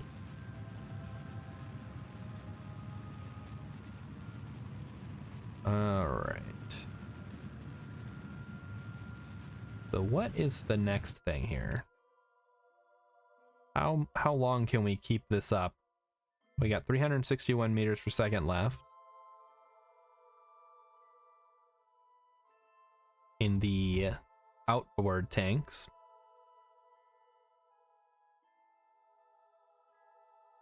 But I don't know how we're gonna do this with regard to the rendezvous situation.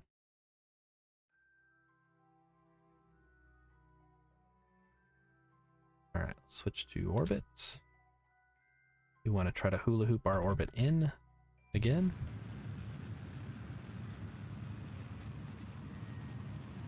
Oh, it's going. I think it's doing what I want it to do now.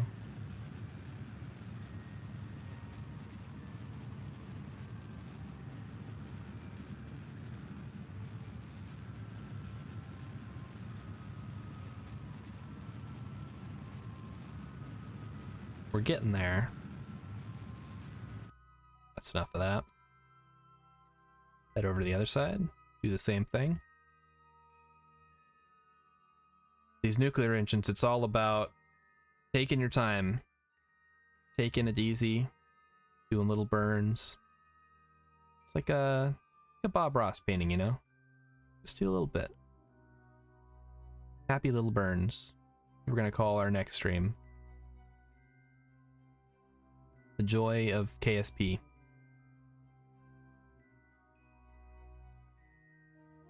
All right, here we go again. Now we want to burn out. And we're still good on the inclination. That's good.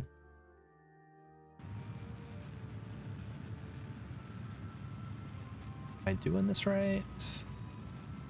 You know what? I feel like doing both of these is actually bad. I probably should not have done both of them.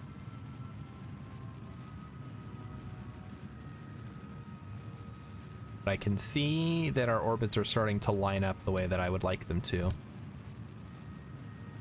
And that means we're that much closer to getting our rendezvous.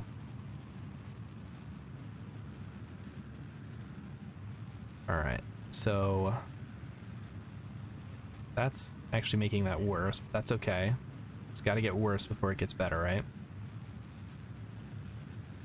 I'm in timeout. If I'm doing something incredibly wrong here, please let me know before I run out of fuel. Thank you. But I have done this before with a much higher thrust to weight ratio craft, and it worked.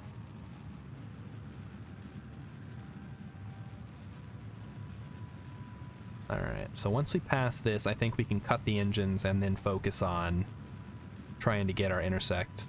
We're good? Okay. Thank you. I'm in timeout has said ja ja ja or ya ya ya, depending on how you want to pronounce it. And says I'm doing the right thing. Oh, I'm doing it wrong? Oh God. Okay. Well, never mind. Scratch that, everyone.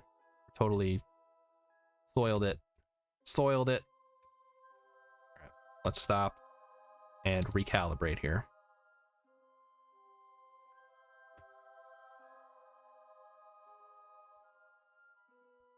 I don't know. It seemed like a good idea at the time. You spent a lot of time talking to Spanish speakers? Okay. Do they say that? Oh, it's pronounced with an H.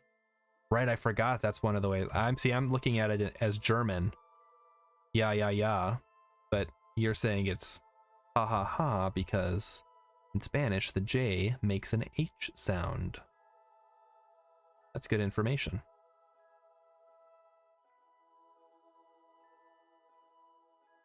Okay, let's see how this is working. All right, we're just gonna do a couple of orbits here and try to get this into the right spot. I don't get what, oh, okay, so what I'm trying to do, Aircraft 1538. Oh God, what are you doing? I'm doing orbits to try to line up the rendezvous. What do you mean? Isn't this what I'm supposed to do? You had oh, I did? Ah, crap. Well, the problem was at the close approaches, I was going way too fast, and I'm running a nuclear engine, but that's fine. We'll have more. Okay, so here's an approach. That's not close. But it's gonna catch up, right? Nope, that's not how I do it. Okay. All right, type out how I should be doing it, and I'll change it up. Thought I had a good thing going here. I like how you say I'm a good KSP streamer and then immediately pivot to, what are you doing? Everything is wrong. Okay, there we go. This might work. Okay, so if I go this way, that should get me a close approach. Yes, yes it will. Oh baby, here we go. I would trust Starshard to put, I mean, maybe not a real spaceship. Okay, we're good? Okay. Yeah, I'm like, I wasn't burning any fuel, I was just time warping. This is what I was trying to get.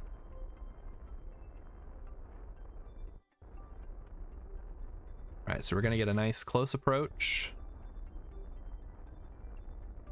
Yep, nice and close. Okay, close enough. Then, as we come in, I'm gonna tweak it so that we're at relative speed 0, which is gonna mean ditching our side boosters here. Finally. All right, let's loop around. Remember, this whole thing started because I had the control point pointed in the wrong direction, and we burned the wrong maneuver for like 600 meters per second. None of this would have happened if I had just started off with the right heading.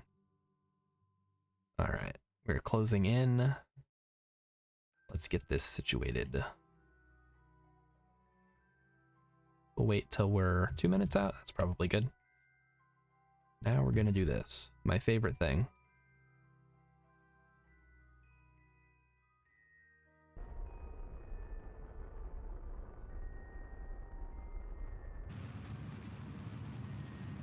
Nice, nice, nice.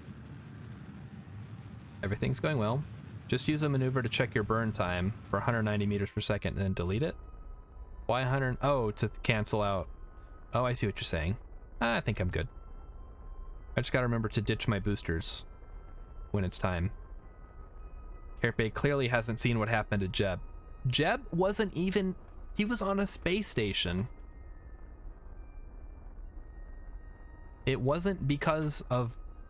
Listen. What happened to Jeb was a freak accident. There was nothing I could have done.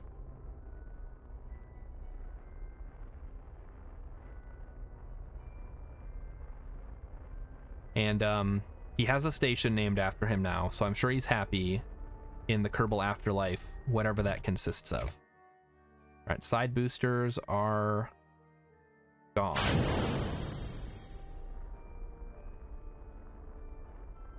Let's keep it going. Make sure we don't hit those. Yeah, they're going off wherever they're going. Fine.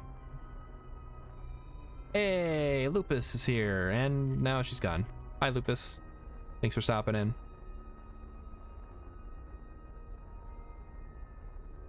All right, we're slowing down. Slowing it down. Slowing it down more. Even more. A lot more.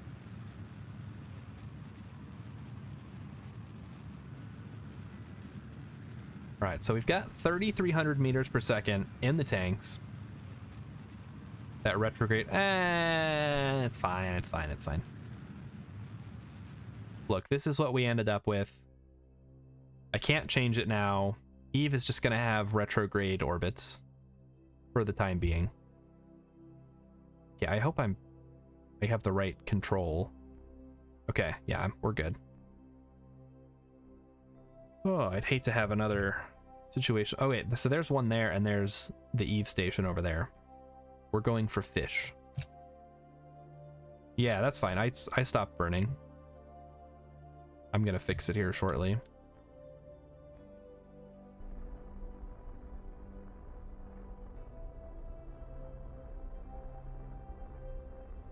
Okay, there we go. I'm fixing it now shortly. Just gotta corral the retrograde maneuver onto the target node thingy. Indicators, that's what they're called. I keep calling them the wrong thing. They're called indicators. Are we doing okay?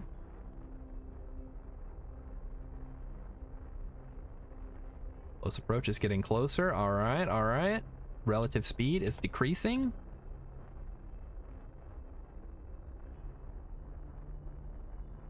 There's only one problem. The ghillie lander is still on the end of the thing. So we're gonna have to take the ghillie lander. Actually, we're not gonna have to do anything because we just need to do a crew transfer. So never mind. Forget what I just said. All we need to do is do a quick hop between the station and the thing, and then we're done. We'll fix it next week.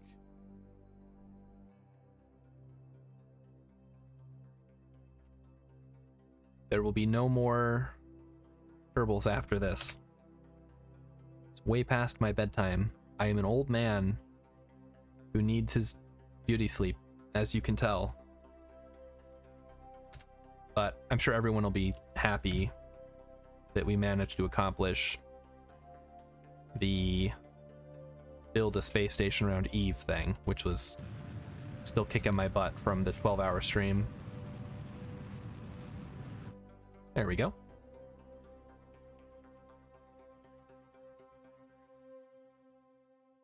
Now we're just gonna slowly drift closer together.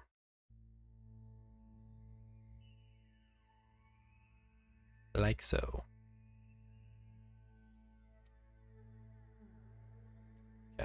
now we're drifting farther apart. Neat. Let's keep it going. Keep it going. There we go.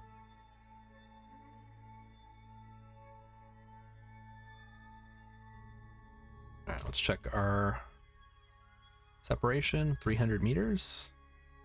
Not great, not terrible. Let's make sure everything is good on here. Yep, everything looks good to me. And this does have RCS, so it should be able to maneuver itself over to the station. It doesn't have a lot of monopropellant, but it should have enough.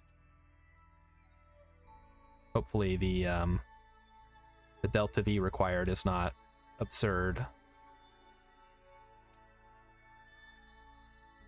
As we saw with the what was intended to be the Gilly probe using the RCS, it just did not work out. I think I wildly underestimated how much delta V Eve takes to do anything around here. 3.6 meters, not great, not terrible. Yeah, exactly. Somebody's seen the show, or at least is aware of its existence. Where is the... There it is. Closing in. There it is. It's beautiful. This will be our first actual rendezvous around Eve. It wasn't just the probes. Closer. Closer. Oh, look at that thing. It's beautiful.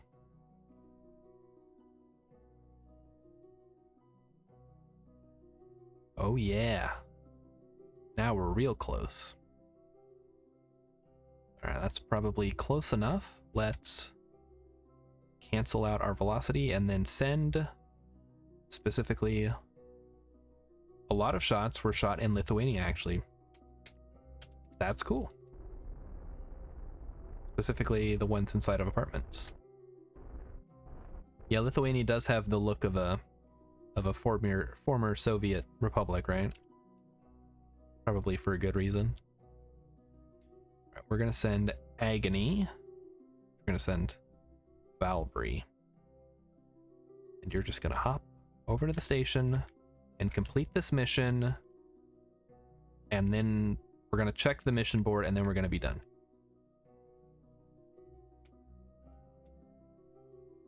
Yeah, so I'm in timeout has the right idea or knows about the and that's the same. It doesn't matter like where you're at, depending on what sphere of influence you're in. That's what determines your delta V requirements, right? We did it! Yay! A few snack breaks, some counseling, and these crew members will be good as new. You're fine. Alright, so we've completed Explore Eve. Make sure, I don't think we're on a collision course here. And we're gonna check and see what our next mission is, because that's gonna determine the theme. Oh, he got the dancing. It's all about gravity and velocity. That's right. It's like an Outer Wilds, right? Oh. Okay, explore Eve. Make ground contact on Eve. Plant a flag on Eve. Return to Kerbal from the surface of Eve. Are you kidding me? Okay. All right. Well, that's not a great note to go out on. But that is in fact the note that we're going out on today. So, thank you everybody for coming out. I can do it. Yeah, isn't that like the final boss of the game? I don't know if we want to do that right away. But yeah, like I said, we're gonna go raid Pangolin. Everybody buckle up. I'll see you guys, if not tomorrow, over on possibly an Aliens channel. Then I will see you guys on the other day, Wednesday. And we're gonna go raid Pangolin now. So thank you everybody for coming in, and come back again. It's a lot of fun having everybody here. And here we go.